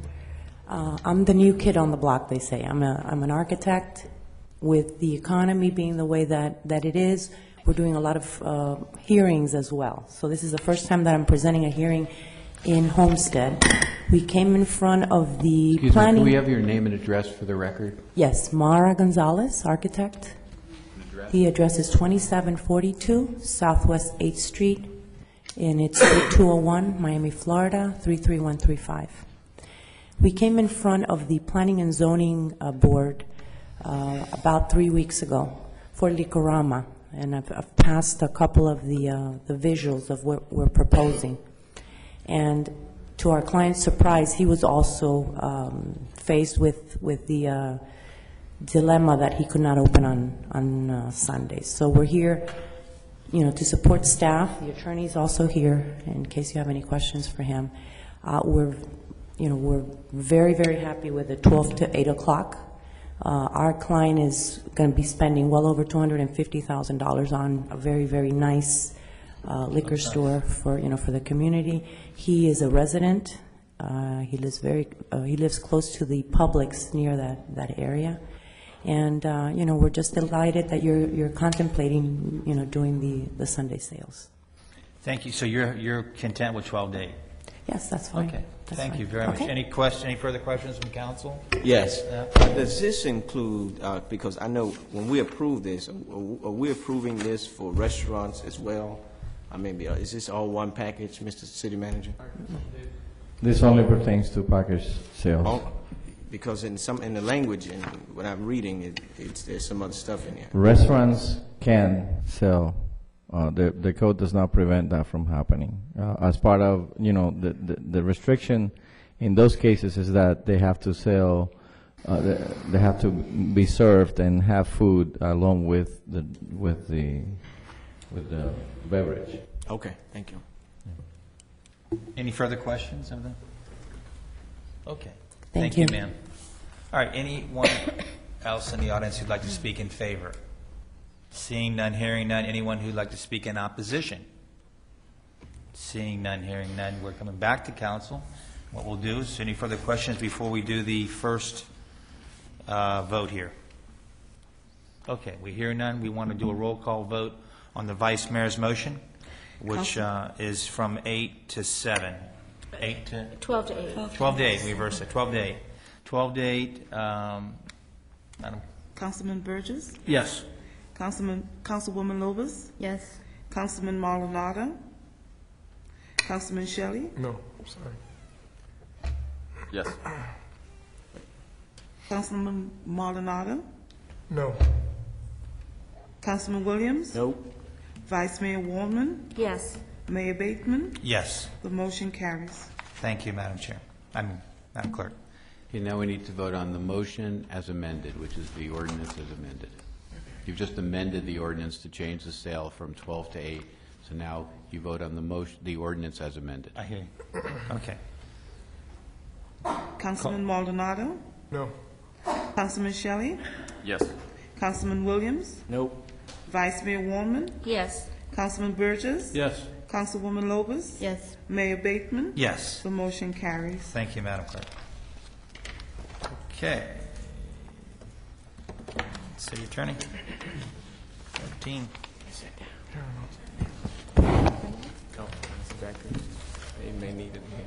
Next item is an ordinance of the City of Homestead, Florida, amending the City Code of Ordinances by amending Chapter 16, Local Business Taxes and Business Regulations, Article 2, Local Business Tax Receipts, Article 1639, Local Business Tax Receipt Inspection Fee, to amend and clarify the amount of inspection fees and applicable timeframes of reinspection, providing for severability, inclusion in the code, conflicts, and effective date. Motion? I'll move it. Thank you. Second? Okay. Staff report. Yes, Mr. Mayor, Madam Vice Mayor, members of the City Council. In the last few months, staff has identified a number of the need to address or further clarify the existing code language related to inspections. The inspections necessary that are necessary to issue the business tax receipts or business license or occupational license, depending on how you call it. They're all the same thing. The way it stands today, each application is charged an inspection service fee of $30. That's the way the code reads today. And what we're proposing is that the necessary inspections that are made as a result of a new business coming in, the ones that are required, that the $30 fee be amended to reflect whatever those inspections really cost per hour, pursuant to the fee schedule that we have brought before you through the different contractors that we have, on board to provide those inspections. And those are based on an hourly base. And you saw them not that long ago.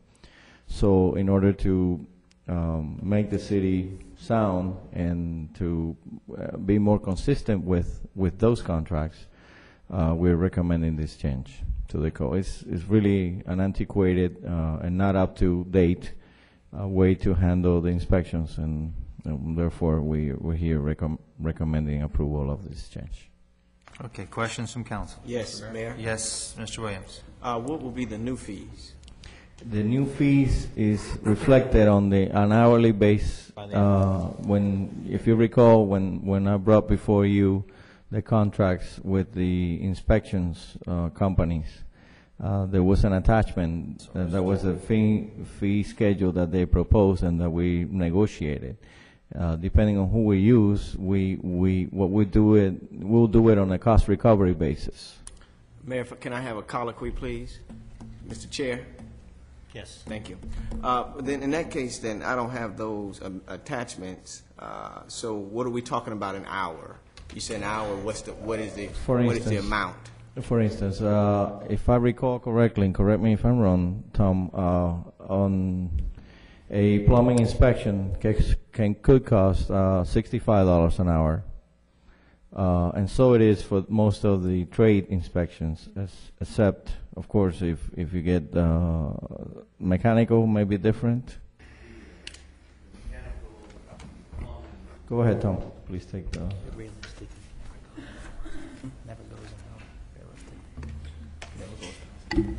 What we're trying to do here is make what we have this contract with as-need basis. So what we're trying to do is cut the cost down, but yet stay within the reason as the city manager has presented to you. We try to get like 3 people at one time going, and we try to get as many as we can within that 1 hour. Okay. So basically, it's cutting it down, but yet it's in the same realms of what the city manager's. You're saving money for the end. Correct. For the user. To the user, that's to correct. The user, not even us, them.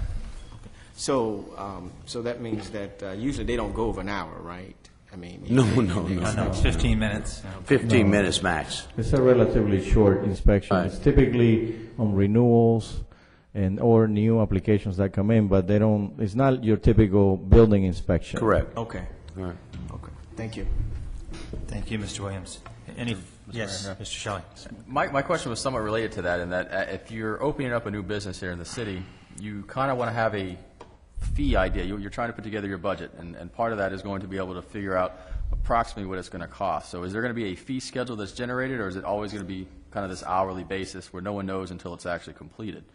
Because that's my only concern when we change it out of a fixed fee to an hourly fee, is that you have a new business owner who's coming in, and if it's a small business, they want to plan their budget, and if it was 30 and then they do an hourly basis, maybe it's 60 instead, and that's the only concern that I have.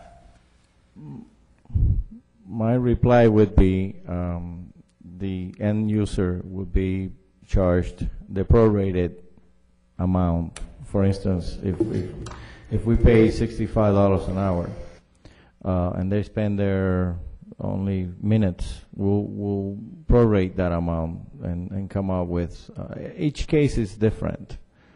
Some businesses are larger than others. Some businesses, because of their use, require a little bit more of an involved inspection than others. And what we're doing is we're just making sure that whatever time is spent is applied, what we pay for is applied to the end user. Well, I mean, I understand how it works, but I still have the same concern in that the person coming in is not going to have an idea of what it's going to cost them. I mean, is there any way we can set at least a max figure to say that no matter what, it will never be more than this, and they get less and great, but they can put it in their budget at the max figure? I mean, is there some way we can work on that? Yes, we could.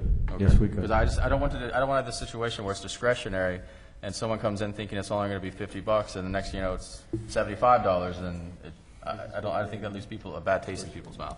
Put a cap on it, yeah.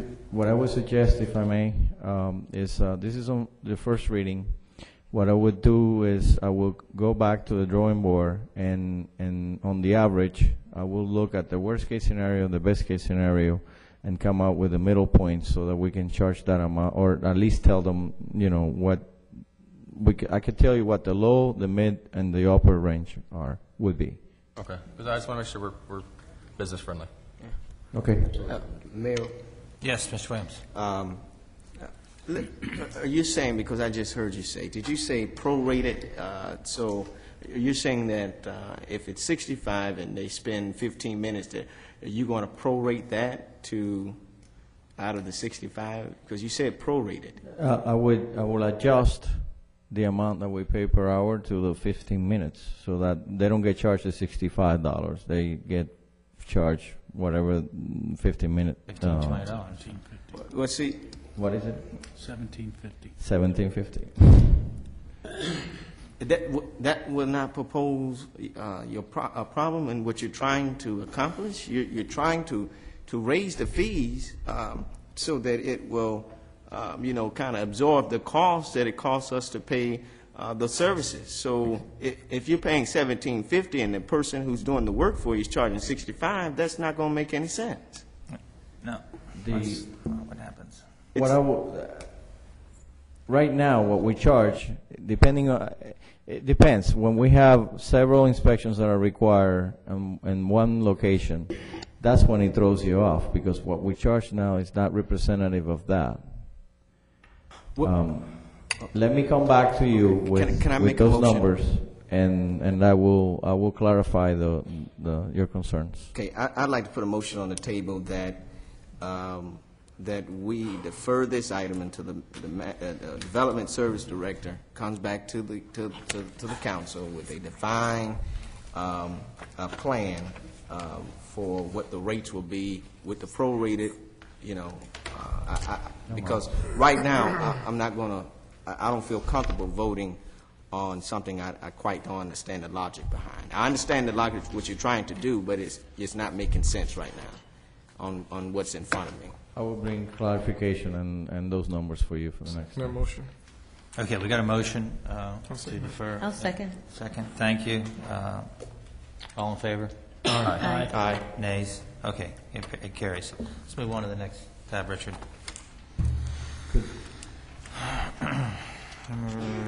Could I, in order to save money, could I request that we defer it to a time certain so that we don't have to re-advertise? Okay. Like next meeting. Next meeting. Okay, so what would the date of that be, Elizabeth? Let me ask a question then. Point of order, clarification. I think we have an emergency, a special call on the 24th. Could we add it to that? Well, I've got a little problem with the 24th because it's Mr. Maldonado's birthday. I can't vote on a special call on his birthday. All right. Next meeting will be But it's June already on the 15th. books, man. It's Well, I can wait till the next meeting. It's just that I wanted to make sure that it's a date certain so that we can save that money, the advertising costs. That's all. The next council meeting would be June 15th. June 15th? If that's okay. That's the next council meeting. So if we could have a motion to defer to June 15th, please. Is that the consensus of the council, Mayor? I'll second the motion to move it to June 15th. Is it time certain? Is it hurting us? Otherwise, I will have to re-advertise, and I'm just trying to save on the. No, I hear what you're doing. I'm just saying, June 15th? Is it gonna hurt that us? would be fine. Okay. Yes, sir. Okay. All right, I move that with the time certain that we have it June 15th. Second that. Second by Mr. Burgess. All in favor? Aye. Nays? Motion carries. All right, tab 12. Resolution of the City Council of the City of Homestead, Florida, authorizing purchase of diesel fuel for the City of Homestead Utility Department, recognizing applicable exemption, engaging in competitive bidding pursuant to Code Section 411.185, exemption from competitive bidding, providing for an effective date. Move it. Thank you. Second. I'll second. Thank you. Staff. Yes, Mr. Mayor, Madam Vice Mayor, members of the City Council. This original contract was brought before you, I would say, like 3 months or so ago. And it's in essence a piggyback from Miami-Dade County diesel contract to get better pricing on what we pay for the fuel. The issue here is that since you approved it, the county changed vendors, and because of that, it's coming before you. That is the only reason why we need your approval, to continue with the piggyback contract. Okay, thank you. Any questions from council? Yes, sir, Mayor. Yes. If you'll give me an opportunity to have Please. a colloquy with the manager. Is that all right? Sure. Thank you. Got a couple questions because I'm trying to really understand this. In the available balance, it says about $487,580. Is that the cap amount that we are going to allow for this? I mean, because what is the amount budgeted for this fiscal year for this? That is the total, the original budgeted amount. It's about $650,000 per year. What is left in the balance is this amount for that purpose. Okay, so typically I see it gives estimates, but how much have we purchased thus far? I mean, when do we hit the purchase point to where we say we need more? Ken, you want to help me there? Yeah, Mayor and Council, we have storage facilities for about 500,000 gallons of diesel. We normally like to keep a minimum of 100,000 gallons on hand. And the one thing this contract does is allow us to watch the market, and when the prices are down, that is when we buy. And in the past years, we've made significant savings by having this contract in place, where we can, as soon as we see the market drop a dime or even a nickel, we can make the purchase then. And as far as you're concerned about the budget, we have a balance of approximately $450,000 left for this fiscal year, and we will stay within that budget constraint and probably budget approximately $650,000 for next year. Okay. And so we usually pay about, my calculation roughly was about $2.17. Or is it less than that, about $2 or so? It actually goes all over. We've been from a high of $2.80, and a couple of years ago, I bought it for as low as 88 cents. Okay.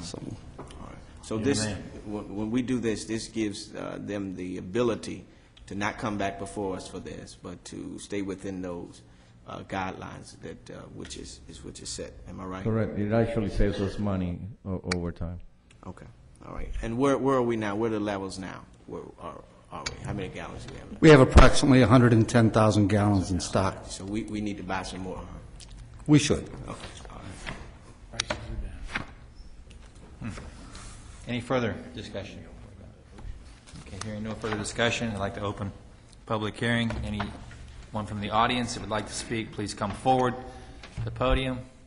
Seeing no one, hearing no one. Anyone who would like to speak in opposition, please come forward. Seeing no one and hearing no one, I ask council for final comments. Any final comments? Okay, Madam Clerk. Councilwoman Lobos? Yes. Councilman Maldonado? Yes. Councilman Shelley? Yes. Councilman Williams? Yes. Vice Mayor Walden? Yes. Councilman Burgess? Yes. Mayor Bateman? Yes. The motion carries. Thank you, Madam Clerk. Next item is a resolution of the City Council of the City of Homestead, Florida, approving revisions to the City Code of Homestead logo, providing for an effective date. I'll move it, Mayor. Second. Thank you. Staff? Sir, this is pursuant to your direction at the last council meeting. Thank you. It's, the tractor is back on the logo. And we don't want to go out and dump what we have, but as we replace, we're going to be, we'll be frugal and As smart. yes. Yeah, we'll add. Just in order to save, Sure. the money. The farmers of our community who built this community, we'll add them back on. Yes. Discussion, council. Yes, just one. Yes, sir. As Chair of your Finance, Madam, I'm sorry, Mayor, Mr. Mayor. Yes, sir. I heard you touch on it just a few moments ago, but you said as neat as we replace it, but what would it probably cost if we had to redo all of our signs and stuff? I mean, what kind of money are we looking at? That we're not going to redo them. We're going to do it as we need. I understand. Paperwork. That still costs money. So, what are we going to immediately replace is my question. Mr. Chair, Mr. Manager, Mr. Mayor. Oh, I think that we're not going to replace anything until we need it. As you need stationery, as you need... As a sign gets faded, we will replace them. Now that we're ordering, eventually ordering, once Brand new signs. you define what the entrance signs, for instance, are going to look like, then the new ones will come in showing the new logo. But from what I'm reading, what I'm hearing, the intent is to keep what we have and only replace it if they become faded or dilapidated or destroyed by nature. Otherwise, we will not need to replace them. Correct? Correct. Yes, Ms. Hesper. Excuse me. Just as we did with the plane, when we added the plane back into the logo, I would suggest that we see, I think it would be very inexpensive to get a sticker of the tractor and at least place that on the, such as signs like this. Because in any design company, sign company can do that very easily, and it's very inexpensive. And then as we go with the stationery and et cetera, the pens, they're so inexpensive to order. As new ones come These little ones right here, I think, I know our original pen, I think, Mr., you have yours on? Mr. Not tonight. I gave him my own pen when I first met him, but it had the actual key on it. So the tourism committee will be designing and of course adding back that tractor as we go.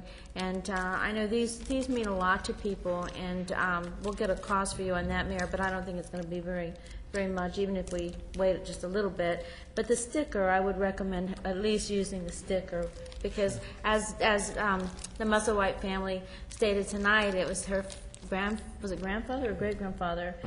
Grandfather. That farmed all those years and served on our council for 27 years. So these are just things that I would suggest, and our tourism meeting hopefully will be scheduled next week, and we'll bring forth a recommendation to you, Mayor, at the next council meeting. Thank you. If that's okay. Well, Mayor, do we have any? Do we still? Maybe we can check our inventory. Do we have any of the old signs that are left? Maybe. I tried to find some the other day, and Well, I noticed tonight on the TV, they've got the tractor back. yeah, but we were in the basement. It was a struggle. The tractor is that one, but not on that one. So, Mr. Mayor, if I have the floor for a moment. Please. Just a second. Go ahead. So, Mr. Manager, would you see if your staff can maybe find where they took, maybe the other ones that we have that will I think you're going to find, I hate to be this dated, I think you're going to find that the old ones had the tractor in the center. Yes. As opposed to where it is with and the plane wasn't on the old one. That's a big. And then at some point, the tractor turned into a race car. It did. That's true. It did. They replaced it in the center with the race car. So I think the old ones that you'll find will not have the plane. They'll just have the tractor right in the center. Thank you, Mayor. Thank you, Mr. Williams. Any further questions? Mayor, I just have Yes. a comment. Yes, I sir. voted when the jet came up to be put back in. I'll vote again to put the tractor back in, and I'm just glad I kept the pins over the past 3 years, because now they're collectible items. Okay. No further questions. I'll open the public hearing up. Is there anyone in the audience that would like to speak in favor? Opposition? Hearing none, seeing none. We'll close the public hearing. Final comments from council? Hearing none, seeing none. Roll call vote. Councilman Shelley? Yes. Councilman Williams? Yes. Vice Mayor Waldman? Yes. Councilman Burgess? Yes. Councilwoman Lovas? Yes. Councilman Maldonado? Yes. Mayor Bateman? Yes. The motion carries. Thank you, Madam Clerk. Business from City Manager. Mr. Mayor, if I may, and I'm going to need the advice from the attorney to see how we handle this one. When I requested a date certain on the item before this one, that we just moved on, the date that was provided was the 15th of next month. Yeah. I believe that might not be the date, the council meeting date, and I don't want to show on the record the wrong date. So, Mr. Attorney, I move to reconsider. I'll second. Thank you. And the date is? No, we need to just vote on the motion to reconsider. Just a voice vote's fine. Okay. All in favor? Aye. Nays? Motion carries. Okay, so now it's back on the table. Motion to defer to, what's the date? I believe it's the 14th. 14th. To June 14th. June 14th. So moved. It's the 21st. Is it the third Monday? Mayor? Yes. If I may, I think the correct date is the 21st. Oh, we're all over the calendar. Mayor Bateman, can I suggest we get those little calendars, please? Yes. Back up here Yes, so that Vice we Mayor. have calendars. I know I've missed them. So, Yeah, the 21st as well. 21st. The 21st. Yeah, I think you should, my calendar's usually pretty good, and for some reason or another, it shows June 14th as the meeting in June. I don't know whether something was going on, maybe there was a convention, but maybe you could check, the clerk could check the actual date, because I don't want to get the wrong date here.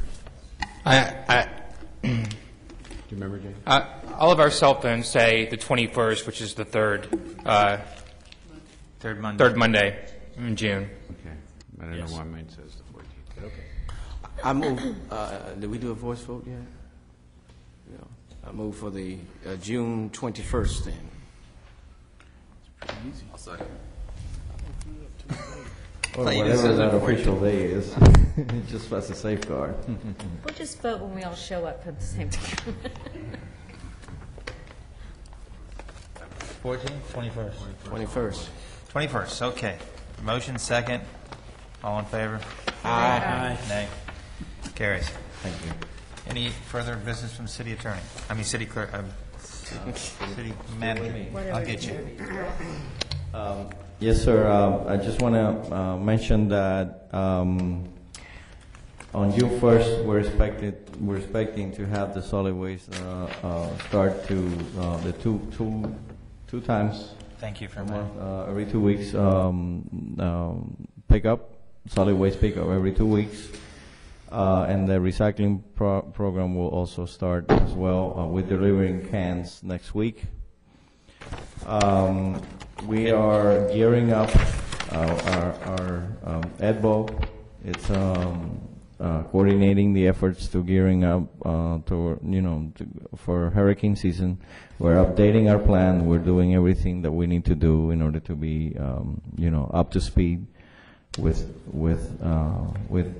the season that's forthcoming. And along those lines, we're also working diligently to get the generators at the traffic lights, so that and we're working on the transfer switches and the permitting that we need to undergo through Dade County and such, in order to get the main intersections taken care of, so that in the event of a power outage after a hurricane event or any disaster, we are able to provide better services. We'll have more police available in the areas where we need them, while having the intersections working properly.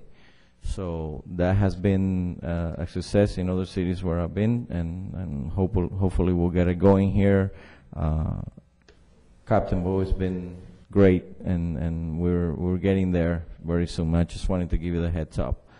And as you know, there is an RFP that was let out last Friday for the landscape work that's to be occurring and between east of the Turnpike, between the Turnpike and 137. Hooray. For those of you that, for everyone to know. Okay? That is all I have, sir. Okay. I'd like to reiterate that in June, the yard trash will only be picked up every other week.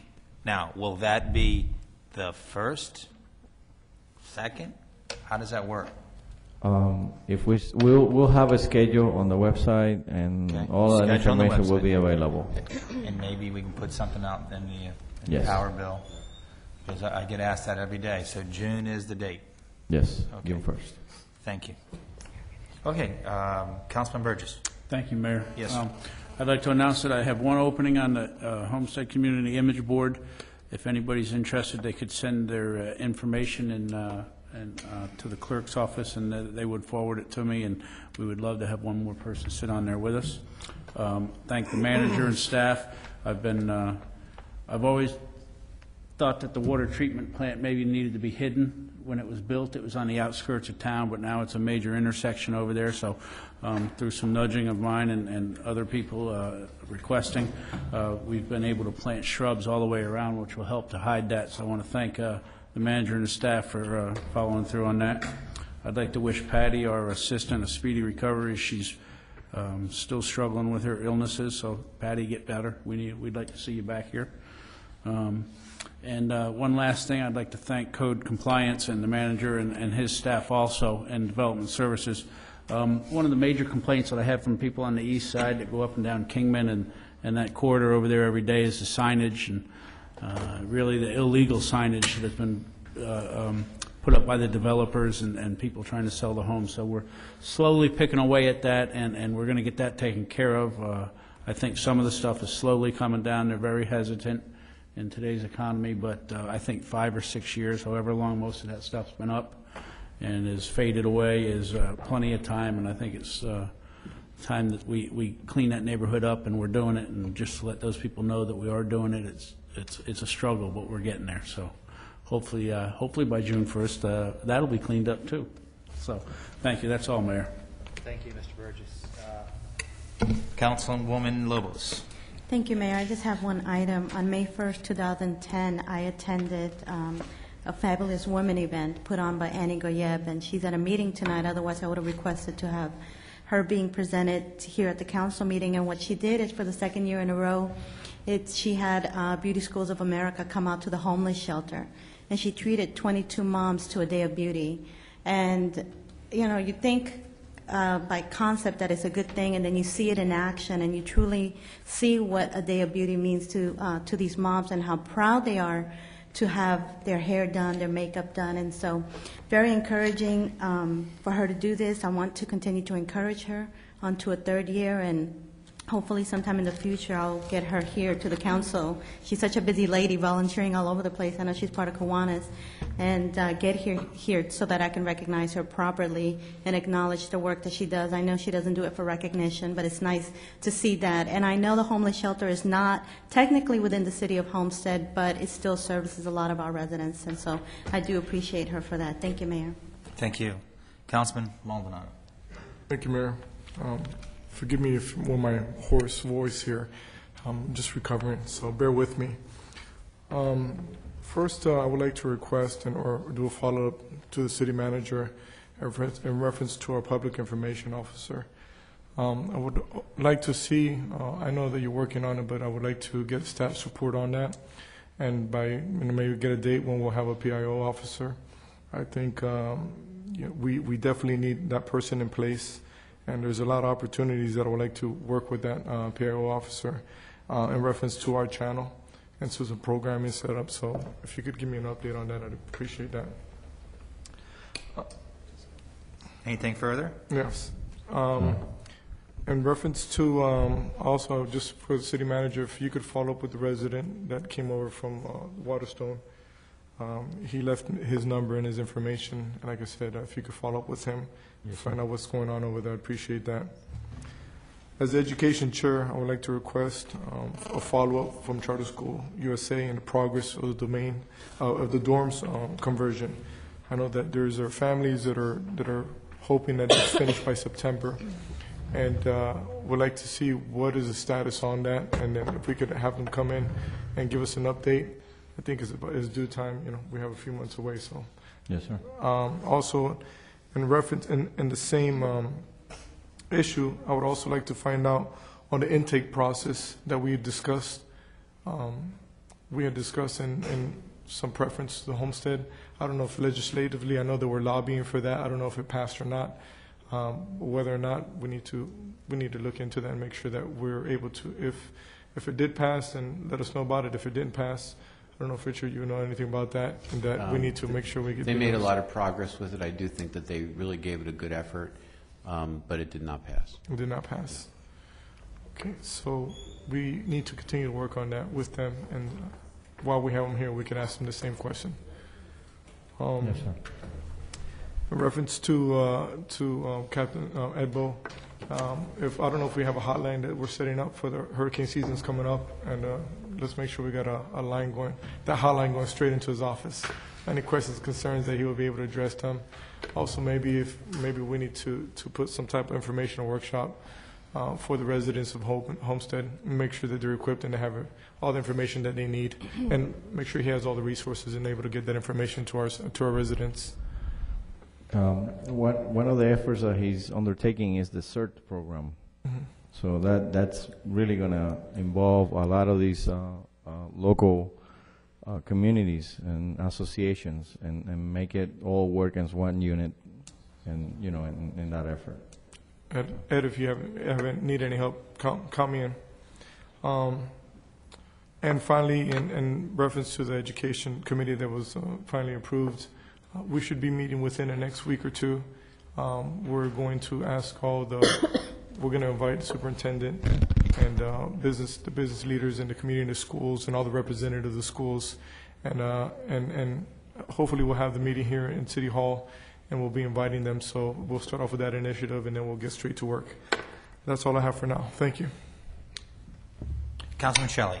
I just have two quick things. The first is that there's a vacancy on the newly elected officials pension board.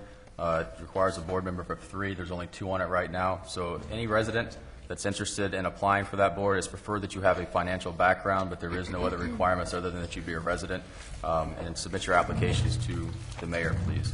The other thing is I wanted to again reiterate something I brought up last council meeting, and that is to make sure that we stay on top of this downtown master plan as far as working with Commissioner Sorensen's office on obtaining the funding that she offered to us a couple meetings ago. I want to make sure that we stay on that. If you have any progress to report, I'd appreciate that. Yes, I do, if you'd like to hear it. Yeah, please. The Main Street, Yvonne Knowles and Robert Barnes met with, what was the agency that was here, Dole? Richard Dover? Dover. They had actually a lunch meeting with them, went over some different items, and then met with Katie Sorensen a week later. She did offer some funding. It's under discussion now, and they are moving forward. Perfect. I'm glad to hear about that. Thank you very much. Yes, sir. That's all. Thank you, sir. Vice Mayor Wallman. Yes, thank you. Sorry. I'll make this as quick as possible. We're still having bi-weekly meetings with Parks and Recs and customer service. With Parks and Recs, we're bringing everybody up to speed. We're talking about what we need to do, problems that Dennis has seen since he's been in office, and customer service. We're now into the commercial accounts, and I think you're going to be seeing a huge difference. I know that you are already seeing a huge difference in customer service because I've gotten the phone calls. So I appreciate all the work that both departments have done. I'm also facilitating, with the mayor's permission, I'd like to facilitate a meeting with the police and with the Parks and Recs department because summertime is nearing. We're already seeing the kids out of school getting out early, and the parks, we're going to have a problem. And I've already witnessed that firsthand the other day. So Chief Roll, Mayor, if that's all right, Chief Roll and Dennis and Mr. Manager, if you would contact me and we'll get a date that we're all available, and let's just sit down and have a nice long meeting and talk about what we're going to do. Because I want to prevent the problem before the problem happens. Okay? I met with the Villages of Homestead president, with the Homeowners Association, and with Julio Brea, our new assistant city manager. He was quite helpful. The board had several questions about the North Canal Road expansion and you know, the sidewalk, and Julio was just so helpful, and I wanted to thank him personally as to his direction and his comments. May has just been a tremendously busy month for me, as you saw during our presentations, and I just wanted to say just a quick word. Kudos to Christy Thompson. She put on the best Relay for Life. I mean, it was great. Everybody had a really nice time. And Mayor, with your permission, I'd like to honor her and her volunteers at the next council meeting. And I also wanted to thank Councilman Burgess's wife, Sherelle, for working so hard with the Save the Dog program. I attended their little yappy hour with my Molly suit. She should have won. She had on a pink polka dotted bikini. It was a beach party for dogs. But and also I wanted to say congratulations to the Children's Gallery. They're just doing such good work down there, just wonderful work. And if you have time, go into my office and see a beautiful picture that one of the children painted. And just want to remind everybody that this Saturday night, and when I'm done after this weekend, I'm done, so is our Texas Hold'em for the Little Angels, and that's at the Villages of Homestead. So if you want tickets, call me and I'll steer you to the right person. Thank you, Mayor, very much. Thank you, Vice Mayor. Councilman Williams. Mayor, if you will indulge me in this, of course, our fine, great finance director came out with our second quarterly report, and I'd like to have her come in now and give her a short two-page paragraph on where we are to update all of us, if that's okay with the manager and the chair. Just don't get into that 10 o'clock hour. Come on.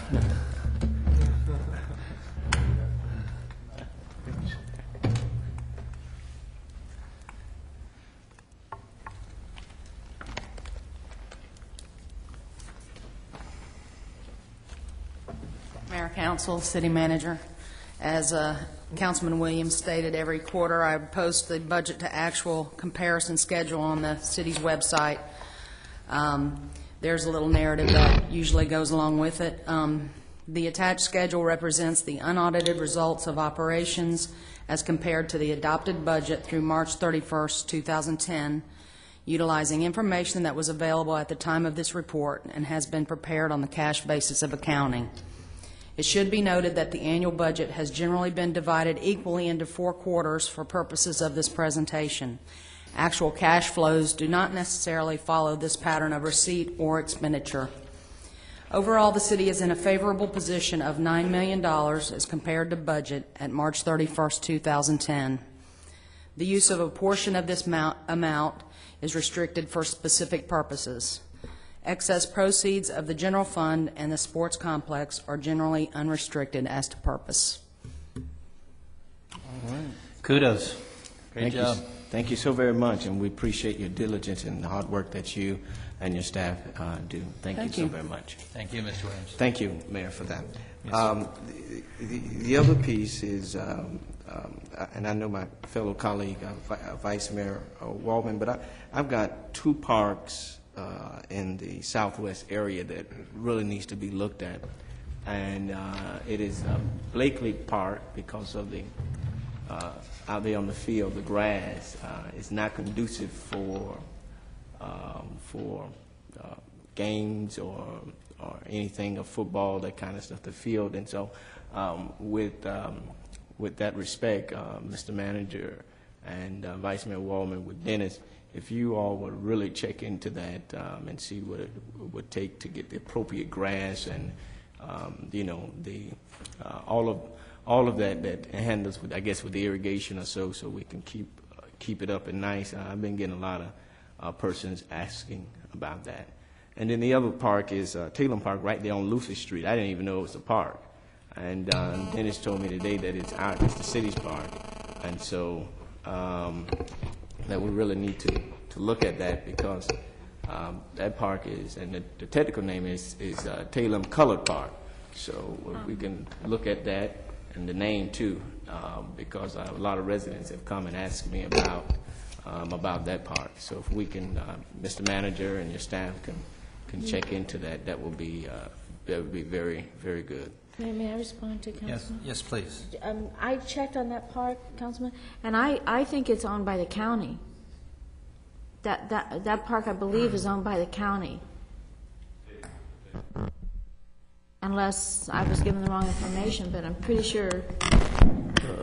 Vice Mayor, James Laurent talked to Councilman Williams, and then we were going to get together tomorrow to look into that, but I can find out for you. Yeah, I'm almost 100% sure that it's owned by the county, but there's no reason why we as the city could go to Dade County and ask them either give it to us or do something, because I rode by there. It's a mess. Yeah. It needs help.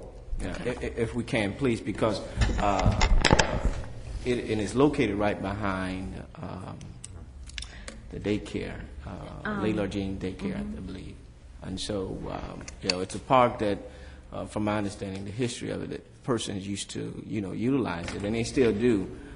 But it is a sight on the eye. So if we can really look into that.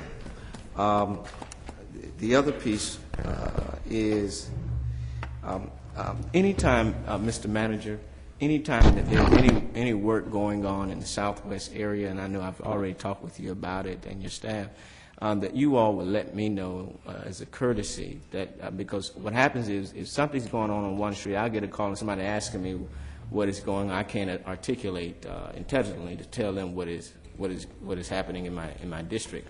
And so going forward, if we can, through memo or phone call or with projects that we're working on, and Dennis has been more appropriate too. Yeah. He has done a fantastic job in allowing it. But if the rest of the staff can follow suit, that would be very great, because I need to know what goes on in the southwest area, especially when I am the superintendent of that area through the people. Mayor, with you, I like to, there's been a lot of, and Vice Mayor Waldman touched on it, there's been a lot of issues or concern with some of our youth in the community.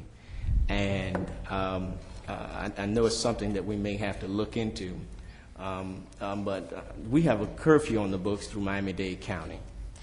And there have been a lot of shootings and killings in my area and robberies. And these robberies are not by 21-year-olds. They're by 15, 14, 16-year-olds.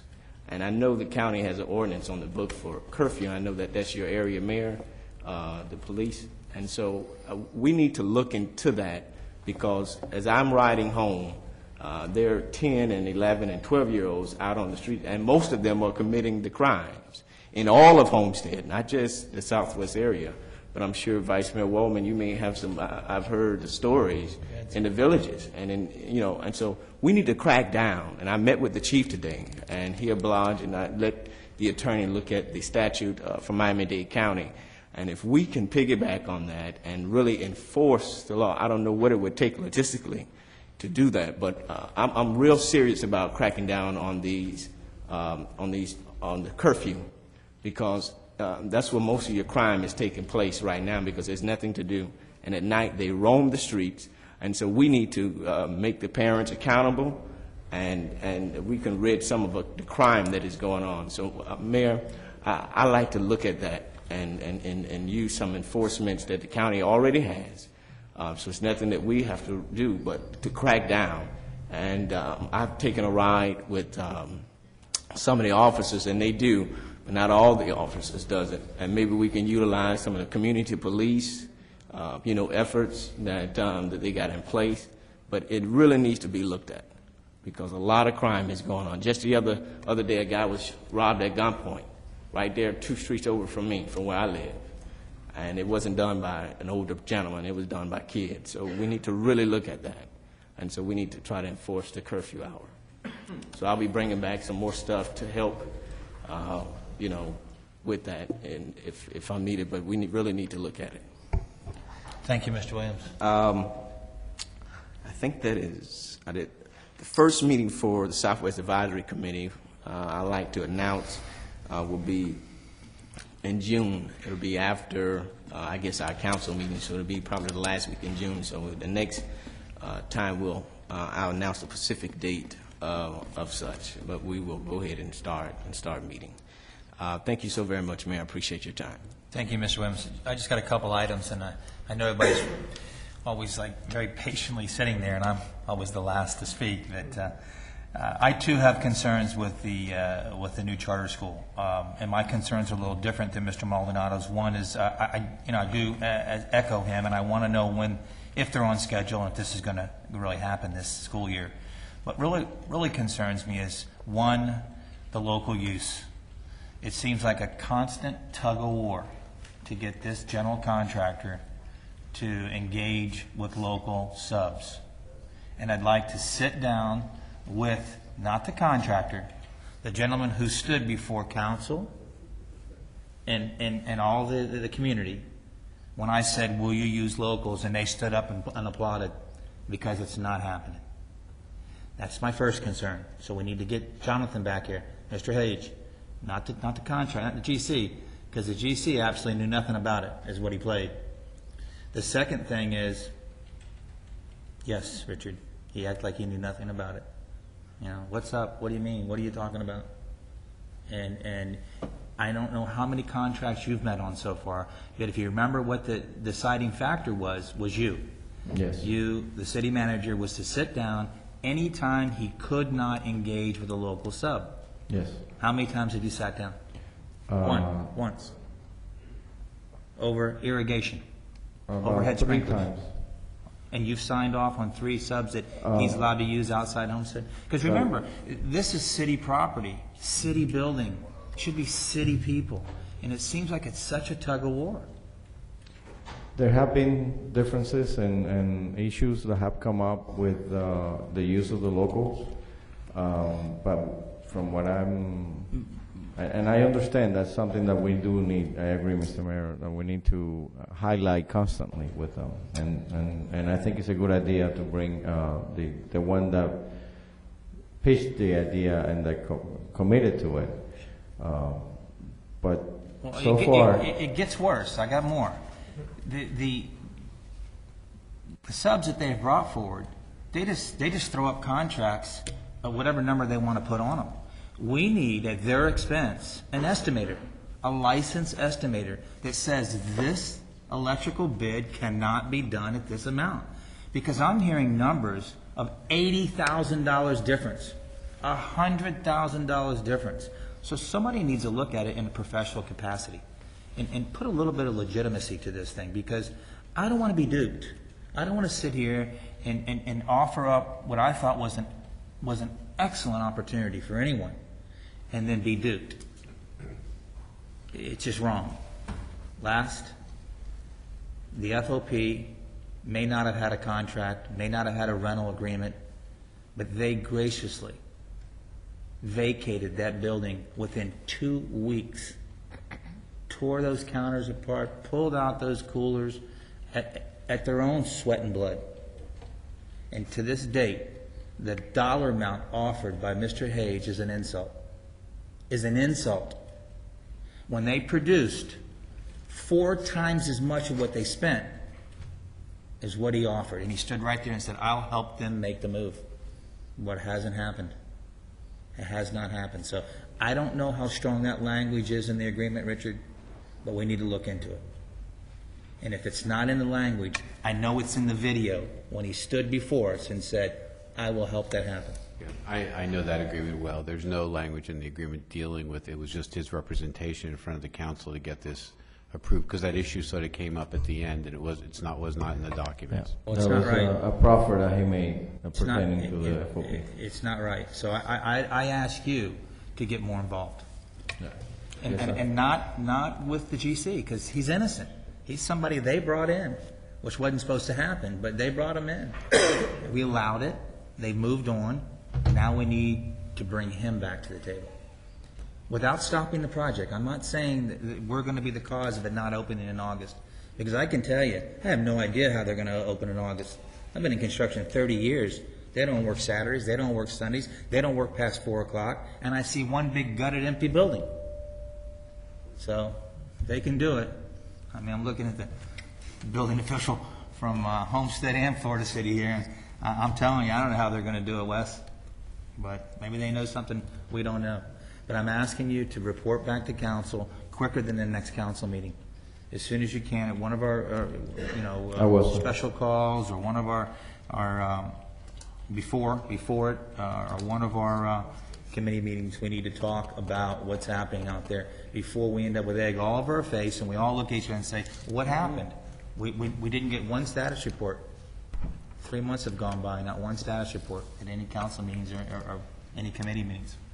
All right, enough of that. In Dade County, I serve on the MPO, Metropolitan Planning Organization Board. I felt very honored. You sit with the county commission, and you're on this big dais up there, and you think, wow, man, look, I'm at the county commission, and they select me to go to this conference this weekend.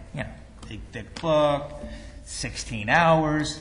But the bottom line is, you drive 10 hours to serve 16 hours of pretty intense work. So I really think that when I felt so honored to get my little certificate, really they worked me pretty hard, I got to tell you. They worked me pretty hard. So anyway, I was there with people from around the state of Florida, and I will share with you, our problems are the same problems throughout the entire state of Florida. And that is how long it takes to get things done. And it starts out a big 20-year plan, 15, 10, so all I can promise and hope to tell the taxpayers is that as long as I serve on this board, I will plant the seeds. I may never see the crop harvest in my time, but I will plant the seeds. That's all I can say. Thank you very much. That's all I have. Anything further? Yes, sir. Yes, ma'am. If I could, just to echo on what you were talking about, I've heard many of the same complaints from local contractors and stuff too. And I know that we've got a special call or an executive session that we all answered to today.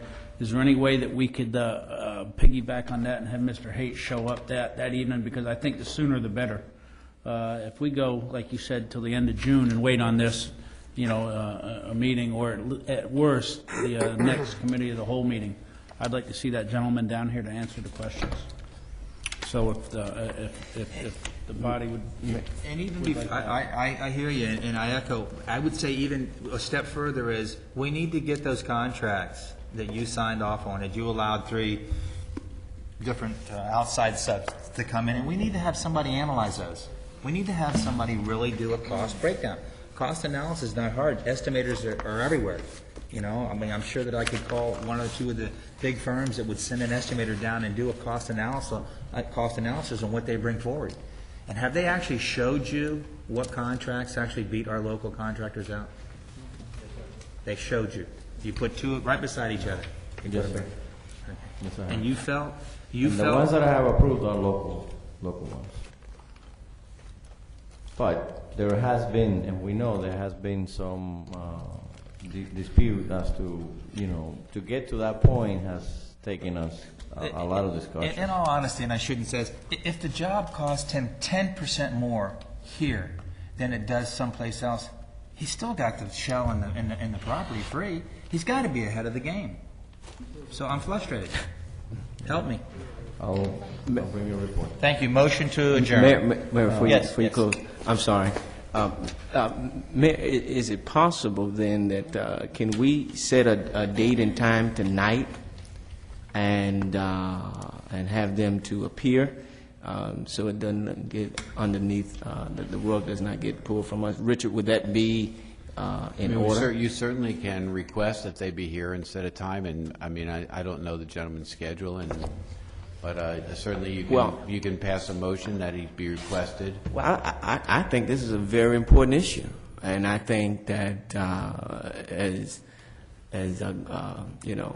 gracefully as we have been for this project, I think at some point it calls for true transparency, and that's what we ran on. Then there should be some accountability to this, and so, Mr. Mayor, I'm willing to make a motion because I hear your struggle and your what you're dealing with, and I think that we need to be able to get some answers, and so I'm willing to make a motion for a time and date that this person needs to appear before us so we can get some answers, because the longer we get put, and he's a fast talker, and so he needs to slow down, and we need to slow down this process and be very clear. And Richard, is there anything in the contract that maybe that probably has not has been breached so far, or because of the issues or concerns that the mayor has brought up? I would have to look at that and speak to the manager as to what's happened. There was, in the final language that we used on the local preference, there was a lot of discretion left with the manager. And so we would have to see if there's certain cases where they're not complying with the contract language, then they could be in breach. But I don't really know, because I don't know what the facts are. Okay. So my recommendation then, if I'm in order, Mayor, is to get a time and date tonight and have a briefing. The manager needs to prepare direction. He needs to prepare a full briefing for each mayor and council person up here, so that we know where we are with the contracts that he has signed. Because we, of course, I don't have a copy of it, but if I'm in order, Chair, I like to make a direction to the manager that he provides a briefing of what thus far has happened since the contract has been signed. Is that okay, Mayor? That's fine. Okay, then the second thing is that I'd like to put a date and time, because this is a very valuable piece of property, and this is a lot of work and a lot of effort that has gone into this, and it calls for some accountability at this point. And so I'm willing to make a motion that we give ourselves maybe a week or so.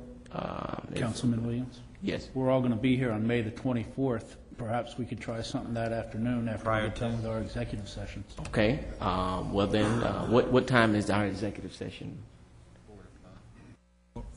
4 o'clock. At 5. It's a special call. So, at 4, and then special call is at 5. And so for working people, I'd like to make a motion that we convene maybe at 7. Is that too late? Or 6?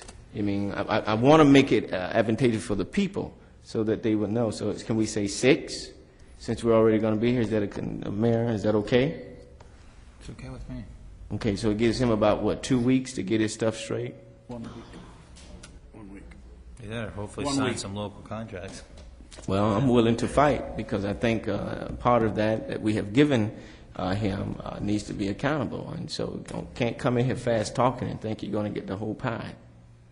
So, May 24th. Mayor, I offer that motion that we... I'll second that. All right. Thank you. Got a motion and a second. All in favor? Aye. Aye. Thank you. Okay, thank you very much. Thank you, staff, local, Mr. public, Mayor? future judge. Yes, sir. Just one note, I forgot to mention, and I'm sure you all have seen it, the tanks at the water treatment plant Yeah, they're gone. are almost gone. We're about a week to be done with our project, and God. I think Julio is actually thinking of turning that into a potting. But whatever it ends up being is going to be looking a lot nicer. So it's finally there.